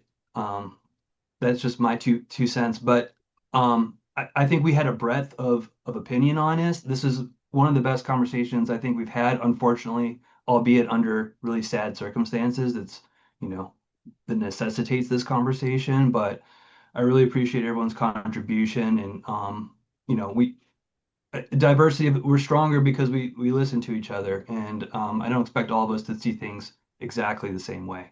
Logan, did you want to say something else? Go ahead. Yeah, what I wanted to say real fast is that just the first thought to respond to what I believe Jason said is that, uh, or it might have been Matt, the idea that the police are there to protect you to begin with is fundamentally untrue. And everyone has to understand that at this point. Like, we will not make progress until we understand that. But furthermore, what I wanted to close this out by suggesting that everyone think about moving forward is, how does the Green Party come together to reflect this diverse conversation, this conversation with diverse opinions that we just had? How do we actually translate that into getting people that are running for office and getting people get the attention that those people need to be successful? Like, we are everyone here has like a good, well-intended intention with this conversation, but we have to translate that into actually putting up candidates to run, you know? And more importantly, I would say, from my opinion, more importantly, building coalitions with other parties like the APL and PSL, and how can we come together with them to all support a cohesive surge against the Democratic Party and against the duopoly. Here, to achieve that sort of nonviolent revolution that Jordan's talking about, it's going to require a mass movement, and that's going to require us joining in solidarity with other left groups, I think. I mean, a mass movement is not going to happen just with part of society. We're going to need, and the mass strike thing is something definitely to work toward. Unfortunately, I just think so much of the populace is not very politically engaged, but they will be when things hit a critical mass, as you've seen with the turnout in the streets in Minneapolis. All right, we got to move on because we only have like 15 minutes. We're gonna skip the state coordinating committee and delegate stuff, but you guys will get a ballot to vote for internal leadership. We only have as many candidates as we have spots, so it's kind of like almost a foregone conclusion, but none of the above is always an option.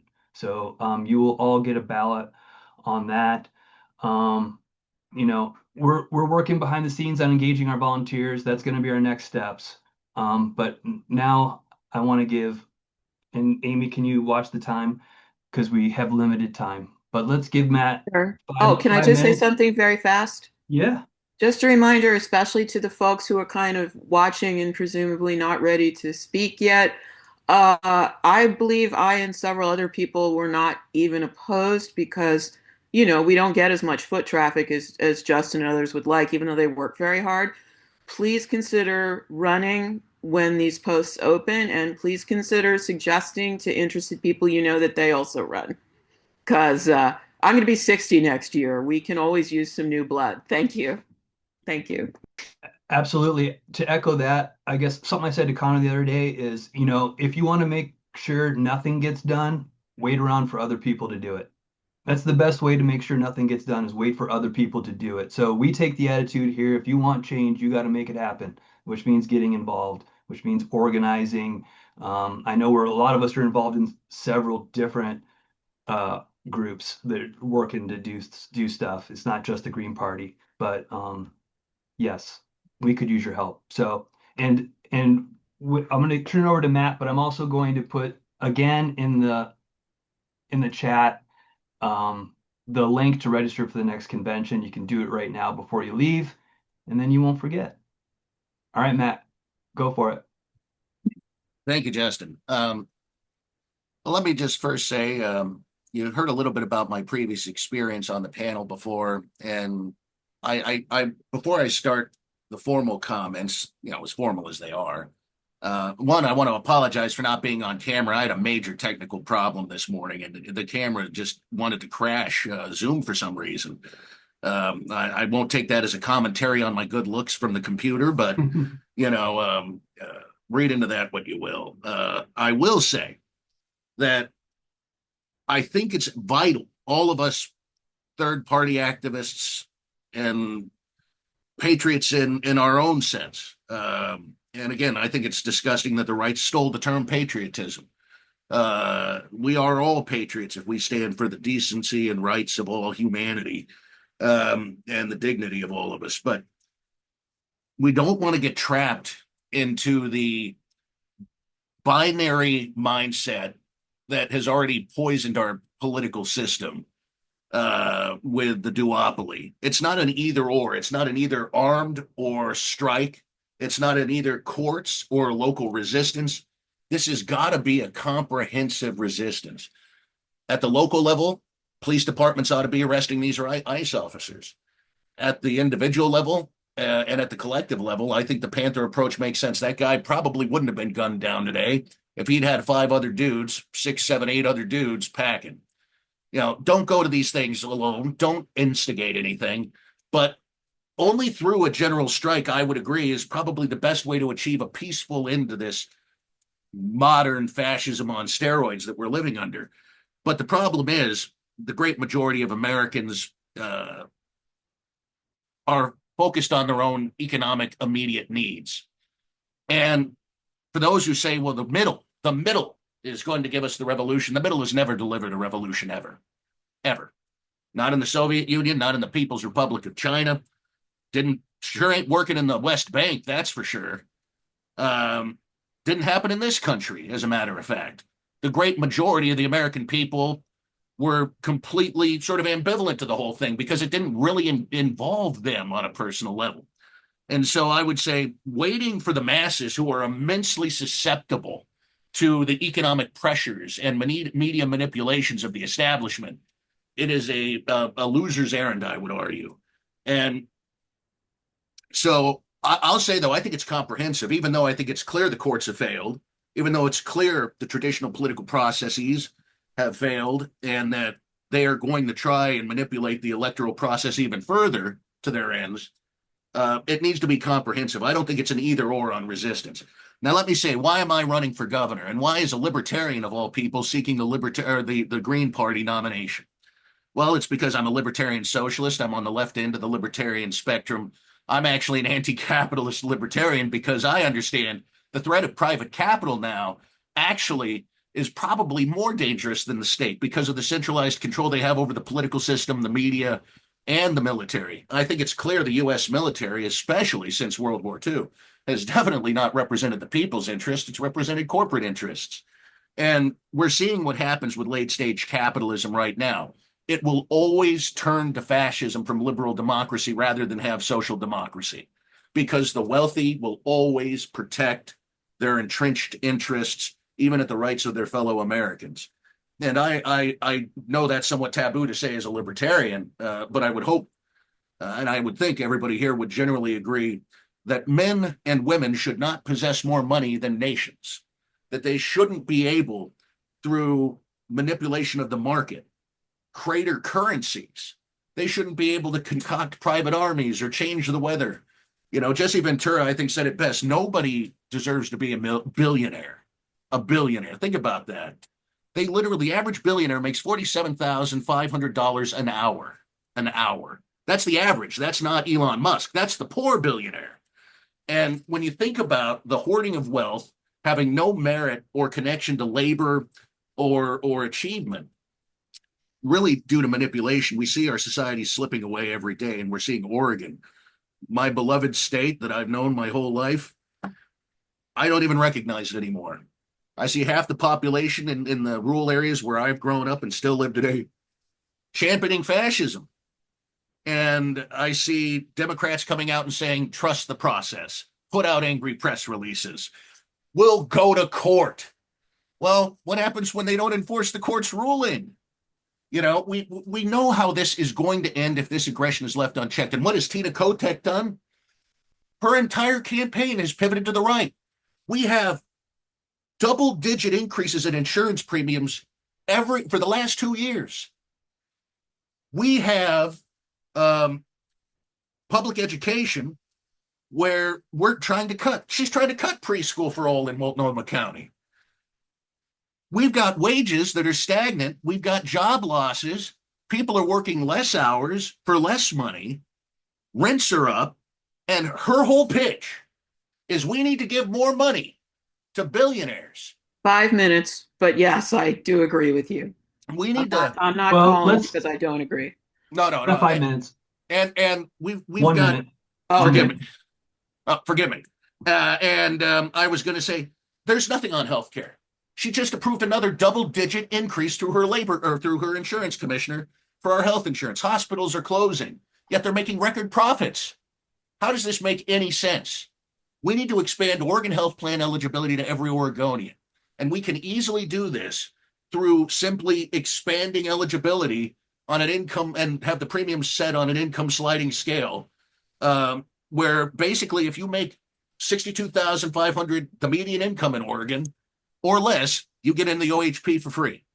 If you make over that, you pay on a sliding scale, not to exceed $350 per individual and $500 per family.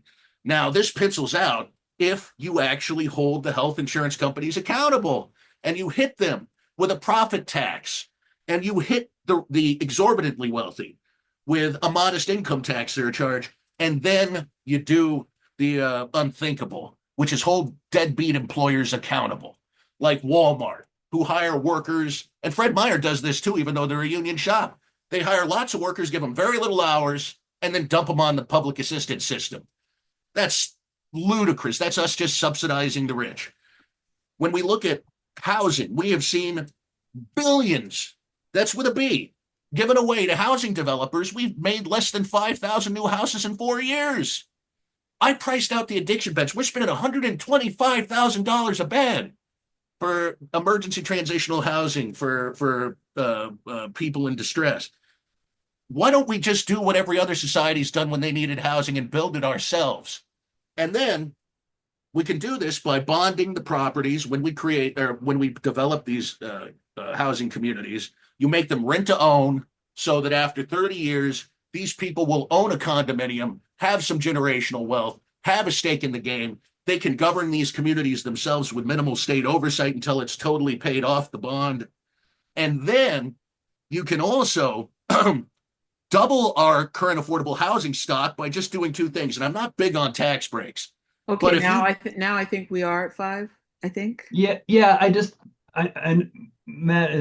talked to Matt a few times on the phone, and you obviously are passionate and have thought about a lot of this stuff in detail, but I do want to give the membership an opportunity to ask you a few questions before you go. Outstanding. We're trying to keep it to the 2 hours. So does anyone have any questions for Matt? Are you wondering why is a libertarian trying to get the Green Party nomination? What's behind that? I know that's a question of mine, but I'll give the membership an opportunity to raise their hand. Chuck. Yeah, sounds like he's requesting PGP for a fusion candidacy, and then the question was always, is he going to run on the Libertarian ticket or the PGP ticket? Who gets the credit for amassing the votes and keeping the party on the ballot? All that. But I'll just say that I like libertarian socialism, so everything you've represented, I would definitely encourage PGP to do a fusion run with you, and not. And maybe Justin needs to explain this whole urgency to retain position by getting that 1% And if someone's running for the Senate, U.S. Senate, they can accomplish that also. Yeah. Maybe you would cover that business, but I think a fusion run with libertarians and Matt leading would be exciting as the Dickens. Before Matt goes, I'll just real quick tell folks, yes, in order to maintain our ballot access in Oregon, which we have to garner like 1% of the vote or something like that on a statewide race. So that would be like a Senate race, a presidential race, Secretary of State. So in 2024, we accomplished that goal, which extended our ballot access for like another 4 years. So it's not critical in 2026 that we do the same, but it would be helpful. And with that being said, I don't think a fusion endorsement with the Libertarian Party being listed first would extend our ballot access. It wouldn't. It would extend the ballot access of the Libertarian Party because they would be listed first. Correct, Matt? That's correct. And again, as you covered, you accrued enough votes in 2024 that it shouldn't matter. But I would think that you are going to have, I would hope, a Senate nominee. And I won't hide this fact either, even though I'm a libertarian and have been for several years. I've voted for just about as many Greens, possibly more than Libertarian Party nominees in recent years for congressional offices and federal offices. Largely because of my inclination to hold the capitalist users accountable. Not that I'm against mercantilism or capitalism, but those who are exploiting us, I think, need to be held to account before we totally embrace the AI feudalist hellscape that's ahead of us. But no, I would love to be a fusion nominee. I want to not create necessarily. I don't even want to say lead. I want to contribute to an emerging movement of the working class in Oregon and the middle class who are opposed to authoritarianism in all of its form, whether it's corporate domination or state domination, local control, community rights, and real social justice, not the mockery that it's been made by the right, real social justice, which is economic, racial, gender opportunity, and equity, which we've somehow perverted something that was so good in a dog whistle for the right. It's completely disgusting. But no, I want this to be a bridge to hopefully more collaboration. Look, even though I was always well regarded and still am in the Libertarian Party, and it seems I'm likely to be the nominee. I am an outlier in the party. There are a lot of folks. It drives me nuts. And I'm sure you guys have these struggles in your party that represent views that sometimes I find reprehensible. And my goal is to take the best elements of both of our parties in a productive way to lead a significant political resistance based in not just what we want, not just a Christmas list, not just saying free healthcare for everybody, free housing for everybody. And that's a very nice sentiment, but to also say how we're going to do it. Because if we don't pressure Tina Kotek on her left flank, you are going to end up with a total disaster. Look, the Republicans, she knows the Republicans don't have much of a chance at all in 2026. She's banking on it. That's why she's tacked pro-right, pro-business. Unless we exert the pressure that we have as voters and as activists on her to push for a public option in healthcare, to push for direct building by the state of housing, to push for more environmental protections against the big data centers, we are going to be up a creek without a paddle in the next 4 years. And so that's part of my motivation. I didn't mean to go on so long. No, thanks, Matt. And before I go to Logan's question, I just want to let the membership know that I intend to seek the Libertarian co-nomination for the U.S. Congress in the 4th Congressional District. What happened in 2024 was I received 10,315 votes in the 4th Congressional District. My Libertarian opponent, who was actually pro-Israel, which was kind of weird, a native man that was pro-Israel, was sort of ironic, but he garnered like over 5,000 votes without really running much of a campaign. My hope is that I would add that vote total to mine and also improve on my performance just by virtue of, having more experience and hopefully running a better campaign this time around. 2024 was my first time. I never thought about running as a candidate before, but I just wanted to let the membership know that I'm I'm sort of looking to do what Matt's doing, but in reverse, and challenge the duopoly like that. But anyway, go ahead, Logan. I would first, I guess, just like to say, Justin, I think you and Matt and Jordan are all very solid candidates. And I think that it's all just about getting the right eyes on your campaign at this point. And my question to Matt is, yes, exactly what Justin was originally asking, which is, why are you running with the Libertarian Party instead of running with us in the Green Party? We all seem very open to your candidacy. I very much like your messaging and think that it sounds like you have a strong head on your shoulders. But I would like to understand, I'm assuming with your choice to run as a Libertarian, that's because you feel like you have some solid backing there. And I'm curious what kind of organization and how many folks you have behind your candidacy as a Libertarian already. No, that's a completely solid question. Well, I'm a former state party chairman, and I was until October. And my successor as chair, Sonia Feintesh, who ran and I urged her to run an anti-genocide campaign against Lori Chavez de Reamer, our disgraced, disgusting, quisling labor commissioner and my former associate in the Mayor's Association. And we helped contribute to her defeat in that election. But Sonia, while not sharing all of my proletarian philosophy, also understands this is Oregon. And she also understands the threat that unchecked capitalism has on all of our rights. And so the entire executive board of the party and our core activist base has encouraged me to do this. I've been asked to represent the party, even though I won't be officially nominated until March at our convention, to represent in a gubernatorial debate next weekend, actually, with the likely Republican nominee, Ed Deal, who's a total of, I won't say what I think of him. I think I think people who make smug comments about programs that affect the lives of hundreds of thousands of Oregonians is not worthy of the leadership position they seek. But Mr. Deal, who led the anti-tax referendum on the transportation tax, will be participating. I'll be there. And County Commissioner Bethel will be there, who's also seeking the Republican nomination. I've made it clear I detest the Republican Party, and I will make it clear in that debate. I find everything they stand for anymore to be completely repugnant to the values of decent people and to the state of Oregon.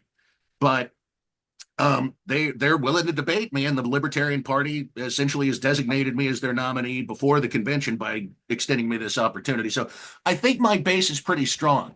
Now, why do I have support in the Libertarian Party? That's an interesting question. I think it's because, one, on the Second Amendment, I'm very good from their perspective. And it's not because I'm a gun nut. I've been a hunter off again throughout my life, not because I like killing animals, but because I love the taste of deer meat. But I was going to say that I've always, growing up in a small town with a nasty police department, you learn pretty quickly the government is not here to help. The cops are not here to help you. They are not your friends. They're here to protect the interests of the wealthy and the business class. Everything else is just PR. And so I think my views on civil liberties, my views on guns, and most importantly, my very outspoken opposition to the genocide in Gaza. I pushed us to adopt a anti-genocide resolution in November of 2023, when nobody even wanted to say the G word. I was called an anti-Semite. I was smeared and everything else. And it's amazing, even though I couldn't get the vote through under our stupid party rules that said we needed 3/5, I got a majority. And I was able to write in our voters pamphlet statement for the party in 2024 saying we need to stop supporting Israel. We need to oppose the genocide. No, I don't even recall if the G word was in your guys' voters pamphlet statement in 2024. And that's not a knock. It's just I wanted to push us further in that direction. And also I was firmly opposed to the war in Ukraine. And so I think my non-interventionist nature combined with civil liberties, largely in opposition to corporate welfare, is why I have their support. Logan, did you have a quick follow-up? Yeah, no, my follow-up, absolutely. I appreciate your answer. I think that clarifies things a little bit. So I'm assuming that that means that you have like a decent number of people within the Libertarian Party that are going to go out on a limb and vouch for you as their candidate. And I'm not like personally, I don't really care about uh the Green Party's name or whatever. Like I will vote for any party candidate that is representing the people. My point that I wanted to get to is that I am relatively on board with your candidacy. I would love to find more candidates that are younger and are people of color, but I like everything that you have to say so far. But if you want to win in the state of Oregon, I would say that you really need to get tapped in and start racking up those endorsements with organizations that are here on the ground doing work in Portland. Jewish Voice for Peace is a great example that you could start with if you're very vocal about the genocide in Gaza and you're very pro-Palestine. Reach out to Jewish Voice for Peace and start seeking that nomination from them, because you need to get activists that are on the ground here in Portland to talk about your campaign. I promise that's the only way you stand a chance. Oh, no, and I think you're absolutely spot on. One thing I would ask you, Logan, would you mind, and I'm not saying this means you're supporting me in any way, could you maybe in the chat and I'll put my phone number and contact info in the chat when we wrap up. Let's communicate after this and see maybe there's some organizations I'm not targeting that I should be. If you're willing to put your number in the chat, you can also send it to me directly if you want. I much prefer to communicate on Signal, so I'm happy to reach out to you on Signal. I'm on Signal. Okay, cool. No, thank you. Awesome. You know what, guys? I'm gonna let this go. If folks need to go, I know we're over time, but I know people still have questions for Matt. So, but really, all you need to know if you need to leave is that you will look for a ballot for the SEC and delegate elections in your email probably tomorrow. You'll have until Tuesday to vote. And that's really all I've got. But let's go ahead and continue it. I think we have James and then Jason. Thank you. So Matt, yeah, thanks so much for your perspective on all this. And I just wanted to ask your opinion and see where, you had mentioned the AI situation with data centers. And how do you see Oregon stacking up and being able to assert states' rights when the big beautiful bill basically prohibited AI legislation for 10 years? Well, that's a tough one. And again, it gets into questions of legality. One that hasn't been tested in the courts yet. I don't believe there's any basis whatsoever that they can hold that in the court and then the court balance their rationale on the other hand on things like Roe versus Wade. And Right. knowing that their attack on civil liberties requires red states to have states' rights. I have a feeling when this is tested in court, we may get a positive outcome. But again, will this administration respect it? Highly unlikely. And frankly, Gavin Newsom, if he becomes president, isn't going to respect it because we live in an oligarchy. We really do. And the sooner we accept that, I think the quicker we can get to results. Now, as far as data centers in Oregon, though, they flocked to Oregon because we were the cheaper date compared to California. Right. California didn't want them. And so Tina Kotek and Kate Brown before her rolled out the red carpet and said, take all the water you want. Take all the power you want. We'll put it on the backs of the ratepayers. And that's exactly what they did. They passed a phony bill claiming they were going to hold them accountable in the legislature, but there's so many holes in it. It's completely ludicrous. And that's why we still have staggeringly high power bills at a time when wages are flat, inflation is up, rents are up, healthcare is up, groceries are up, and why people just cannot get a break. What I think we ought to do is adopt legislation saying that any future data centers, and we'll try and make it retroactive to the existing, of course, but any future data centers are going to have their own self-sustaining sources of power within 5 years.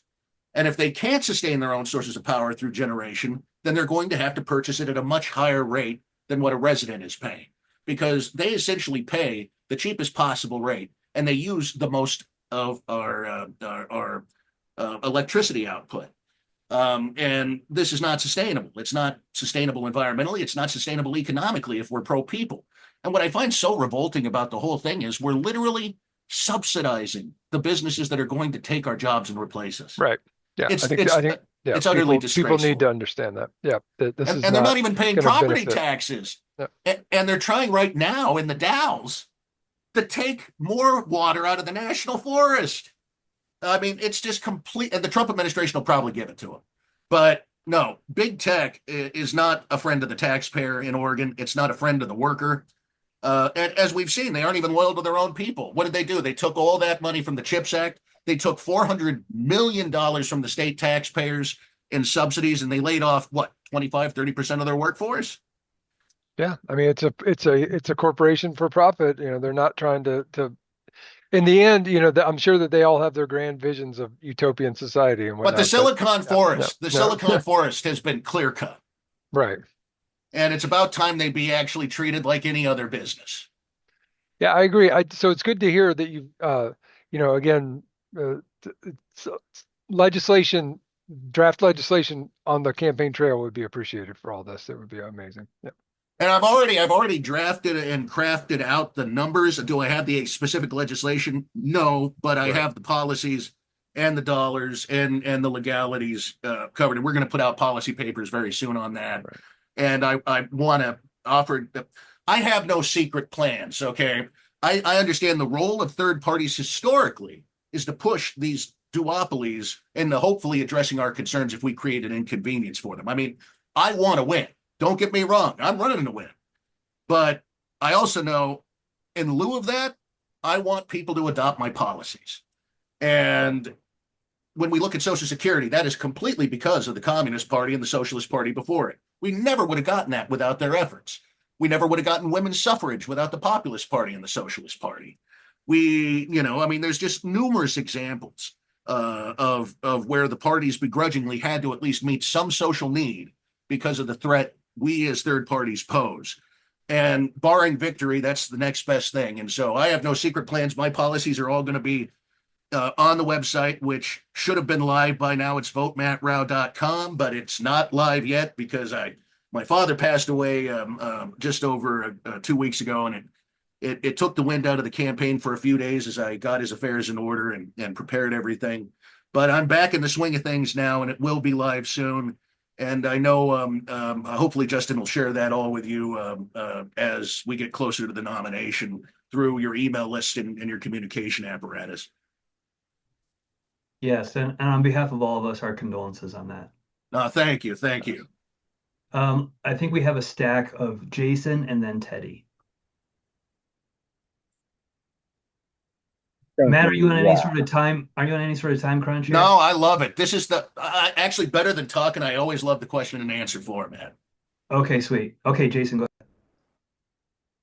ahead. Yeah. So I'm not going to make this who's campaigning whatever. Just going to say, as also a candidate for governor, and a lifelong Green. I've been Green since 18. I've been an activist up until deciding to run for governor. I've managed.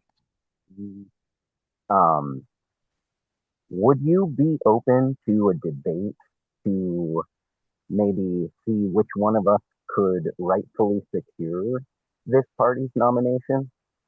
Since I am a Pacific Green Party member, and I'm not saying anything bad. I've got tons of friends who are libertarian. I also know, if you remember McAfee's run, his vice presidential running mate is a friend of mine. I've got great respect for all who would exercise their political beliefs in an appropriate manner. But given that you're a libertarian, I feel we should maybe have a little friendly debate to see who of us could actually secure this party's nomination. Would you be open to that?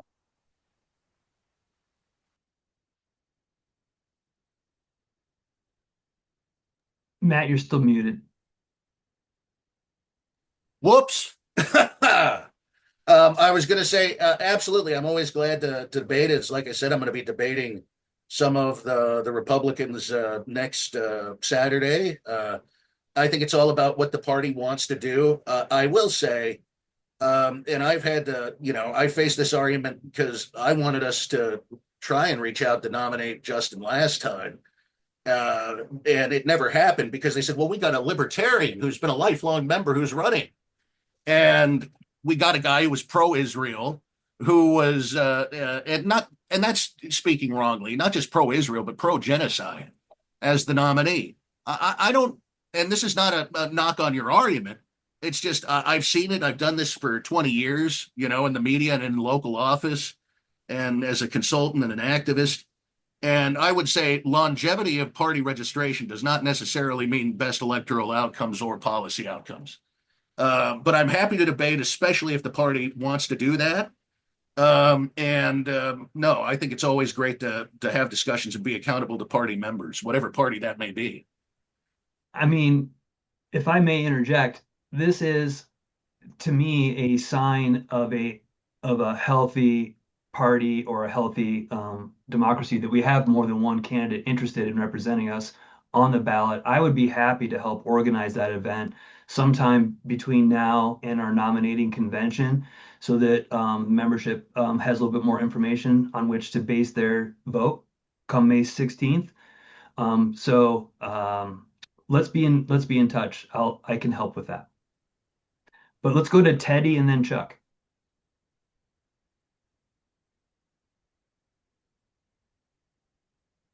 And you all might have to unmute yourselves. Remember to do that. Oh yeah. First of all, thank you, Matt, for speaking. Very, very inspiring and motivating. And I just had a couple of questions that just kind of got me thinking. What sort of actions? And I know it's like, a lot. It's going to be a lot of like advertising and stuff like that. But what are some things that like your campaign would need specifically to draw?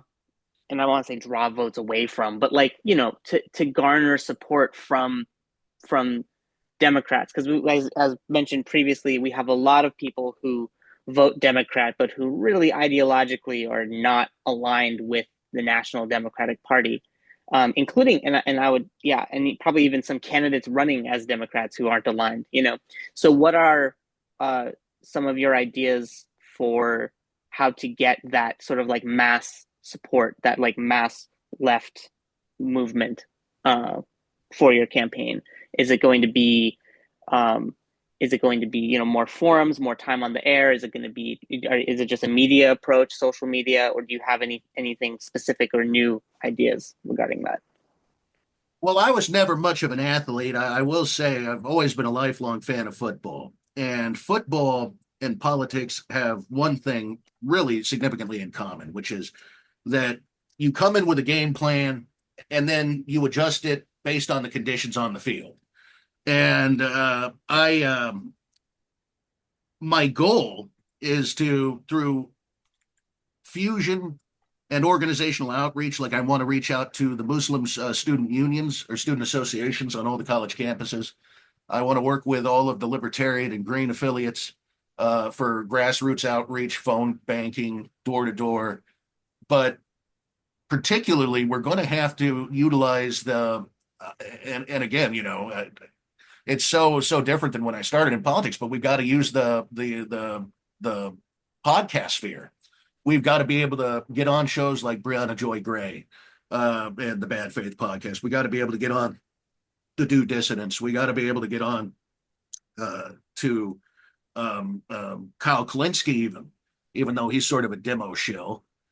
Sometimes he'll Sabby Sabs, people who give real voices that get significant views all over the country. Because to raise money, and again, I think, again, you always plan worst case scenario for your campaign budgets and hope for the best. Hopefully by doing that and getting some engagement by going to community organizations and groups, seeking their endorsements, as Logan pointed out, and also going to places outside of our comfort zone. Like most libertarians said, Matt, why would we do a booth at Pride, Oregon, Pride, Portland Pride? And it's their rights matter too. Everybody's rights matters. And I remember folks were just shocked to see us there. And they were just so happy that we cared, we listened, and we showed up. And I think by getting out of all of our individual comfort zones and by reaching out to community organizations that normally may not even be political, and you may have to be very careful in how you approach them, but engagement in that area through student associations, through our local chapters, and by using the alternative media we have available to hopefully facilitate out-of-state fundraising, that along with in-state fundraising, we can get the momentum we need, because ideally third-party candidates in Oregon and in most of the country peak in early to mid-October. And sometimes you get that sweet window from Labor Day to mid-October. And there's a lot of bleeding of support in the last 2 weeks as people get scared into voting for the duopoly. And if we accomplish anything, it's to have established psychologically in the mind of the voters we're targeting that it's going to, I mean, whether Tina Kotek wins or not is irrelevant, because it's still going to be the same pro-big business, pro-big tech, anti-people policies as if a Republican was elected. And so if we can do that and break that, what I call elephant chain of democracy, and much like how an elephant is trained as a baby elephant, they stake its leg to the ground and shackle it, and it can't pull the stake loose. But they still keep it shackled as an adult, even though it could easily pull the stake loose. And the reason they keep it shackled is because the elephant won't even try. It doesn't think it has the ability to break free, but it clearly does. And we've been socially conditioned in this country through decades, and actually centuries now, of corporate manipulation and oligarchical control to think we can't break free. What is amazing is the young voters, the polls don't lie in this area. Young voters are open to it, especially in urban areas. Disenfranchised MAGA voters who realize they were conned and their prejudices were played to in rural areas are open to an alternative. They won't vote Republican. They won't vote Democrat because they hate the other party too much. But if we provide them with a significant people-centric alternative, the disenfranchised workers and progressives of the metros and the forgotten rural workers of the sticks, I think we create a coalition that actually has some real energy moving forward, not just for this election, but for the future. Thanks, Matt. Hey, just to respect everyone's time, including my own, because I signed up to volunteer at the warming shelter because we open on every night that it's freezing, and it's like we're going on like 12 straight nights of like freezing temperatures, and the volunteers are getting worn out. So trying to pick up a shift here and there when I can. But I think Chuck has a question. Is anybody else? Are we good? We're just gonna we'll give you the final question, Chuck.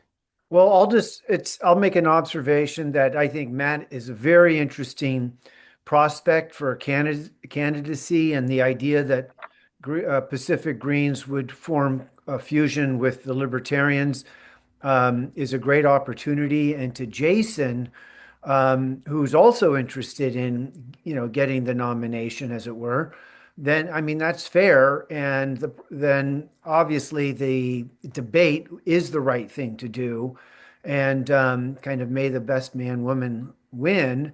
But there's also the political strategic game playing, which would make the case that a fusion politics, even though the Pacific Greens didn't get first on the list, and some horse trading with Justin playing something down in Eugene area with the Libertarians there, could go a long ways to building a movement in the state of Oregon that's going to fight the establishment plutocratic oligarchic power structure. So, and in closing, I posted Justin into the chat a proposal that is coming out of Wisconsin to the Green Party US for accountability, a committee on transparency and accountability.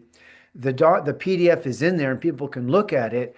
I mean, optimally, Oregon, and it's probably the business might happen before the next convention, but the delegates will hopefully have an opportunity to vote yes to form this committee, and it would do the things that it describes it would do: demand accountability. So I just wanted, that's a secondary thing, but take a look at it. I'm in touch with people from Wisconsin. I think it's, and I support it. So I am interested in getting it clear that I'm able to participate in the Pacific Green Party. And so, Justin, I'll send you a separate email, and you can let me know what's happening with that. So, everyone, nice to meet you, Matt. Good luck. Okay, peace out, everyone.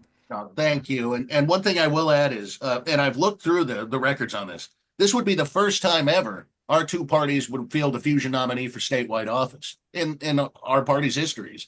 It'd be an unprecedented act of political solidarity and alliance. Um, I see Amy's hands up, but I'm in no position to Yeah, unmute. it is. Amy, go ahead. Oh, you're muted still, huh? I know everybody wants to head out, but since Matt spoke about this so well, I was just going to thank him because I am rapidly losing patience with this whole leopards eating faces things that Democrats are doing against Trumpers. Not because I've ever been a fan of Trump. I grew up in the New York metro area and I knew from the time my age was just at double digits what a piece of garbage he was. So I'm not saying Trump's a great guy. I'm not saying it was smart people voted for him. But what cracks me up is the folks that Matt is talking about who are now upset with Trump because he buffaloed them, however you want to put that, BS'd them, seem to be better at putting two and two together than a lot of Democrats are. I wish Democrats were as furious with Biden, Harris, Obama, as openly furious as certain Republicans are with Trump. So I just wanted to say I appreciate what Matt has to say here. I think you can reach out to those folks without doing a wholesale endorsement of bigotry, transphobia, the sort of things that we traditionally oppose. It's a balancing act, but I think an adept person can do that, and I look forward to hearing more about it. So thank you, everyone, and Yeah. thank you, Matt, especially. No, and I know you got to wrap up, and I just want to say how much of a pleasure it was. Great questions. And if anybody has any other questions, I'm going to put my phone number again into the chat and my email.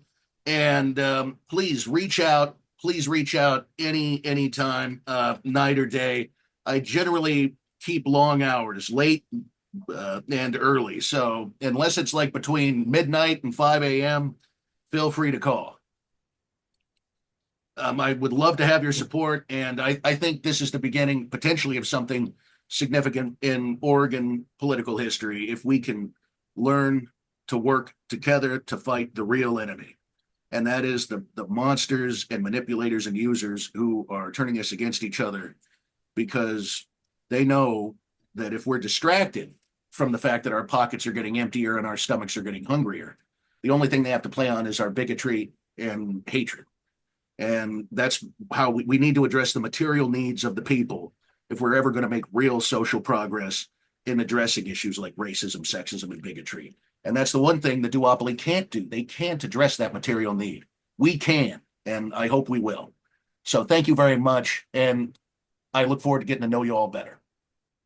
Thanks, Matt. And I just want to remind the membership, Jason was our guest at a previous convention where he was able to express his interest in running for governor, and I would love to pursue a conversation between the two of them so the membership can learn a little bit more, a little bit of editorializing. Yeah, I was reminded, Amy, what you said reminded me of a quote that I saw this week, which was an old Mark Twain quote that said, sometimes it's easier to fool people than to convince people that they have been fooled.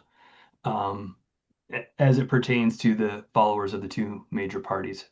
So it's a tough one, but hopefully we can make some headway there. I want to thank Matt for being here and for Jason for coming back, for all the new faces for being here, to the SCC who helped plan this, to the panelists that participated in the importance of running for local office conversation, great conversation around what's going on with ICE and the rise of fascism and our response to it. I thought it was really good. It was worth going over by 30 minutes today. I didn't think we would, but I think the conversation was good, and I really appreciate how much everyone sort of participated, and I think it made it better.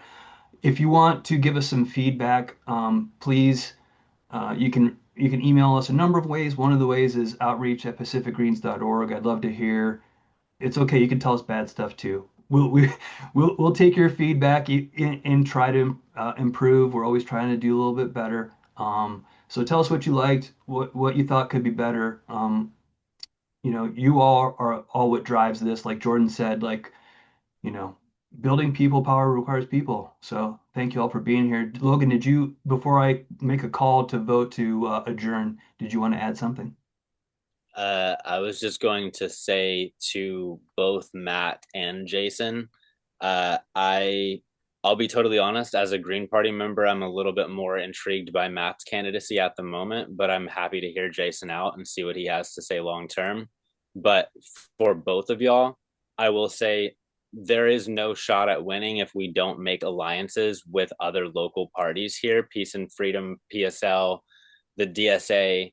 We have to get a unified approach, and we can't have those other parties trying to barge in and draw attention away from us at the last minute. And the other thing I was going to say is that regardless of who we end up nominating, if either of y'all want a chance, you got to get on social media and you got to start getting eyes on you now. You have to get on Instagram, and you have to get on Threads, and uh, probably YouTube and Mastodon and that kind of stuff. But specifically Instagram and Twitter X, if you don't want to do it, you got to hire somebody else to do it. But unfortunately, it's the reality of the nature, or it's the reality that we live in now, that you have to have a presence on social media like as soon as possible. Realistically, we're already late in the game as far as like getting that kind of attention, you know? Yeah, I think you're right. I mean, my own experience is like I'm right now trying to create all the content. I know I would love to have help. I mean, I tried to turn over the TikTok to a student intern in 2024 because I didn't want to deal with TikTok, but I agree with you. Either you got to do it yourself or you got to find someone to help you. Hopefully we can find some folks that believe in these projects and I they'll help think us the out. Green Party, like if I think we have to find a way to raise a little bit of money to put into that kind of stuff to be able to pay people to do that kind of work for us. And beyond that, we should also consider potentially starting to work with either work with unions or raise a strike fund on our own, to prepare how to support our communities for this general strike that we keep talking about. I think these are all great ideas, which brings me to my point that we have to just drive those, like those are great ideas. I would love for you to help us make them a reality though. Because like a lot of times it's just like a challenge of taking something from the conceptual level to the to realizing it actually happening. There's a gap there, right? So anything anybody Yeah, can do to help us bridge that gap, super helpful. I'll be working with the hopefully new treasurer Greg to do fundraising too. So we'll have some game plans ready for that soon. I'm trying to put my efforts into considering how we could present a challenge to Maxine Dexter's seat in Congress. Like, surely somebody, I have to. I keep racking my brain around it, and I feel like I have to know somebody here in Portland that would be interested in taking that on. Yeah, our ballot line's available to folks that you don't even have to be a green necessarily. So like if folks are That's what I was gonna reach out to you about that a couple weeks ago, and I've just had a lot on my mind, but I'll follow up with you about it. I have an idea yeah, that might be worth pursuing. Okay. great. I love it. I love it. I appreciate all of you so much. I genuinely mean that. Um, we're trying to build something here, and so we need as many hands on deck as possible. Thank you. And Benjamin, I appreciate you joining us. Everybody else that I can't see in this current screenshot, Jenny, thank you. Robinson, appreciate you. Craig, everybody. Hopefully we'll see you back here nominating conventions on May 16th, but we got a lot of work to do between now and then. Can I can I get a call to adjourn the meeting? Raise your hand if all in favor of adjourning, raise your hand, please. Either in the chat or physically. Hand raised.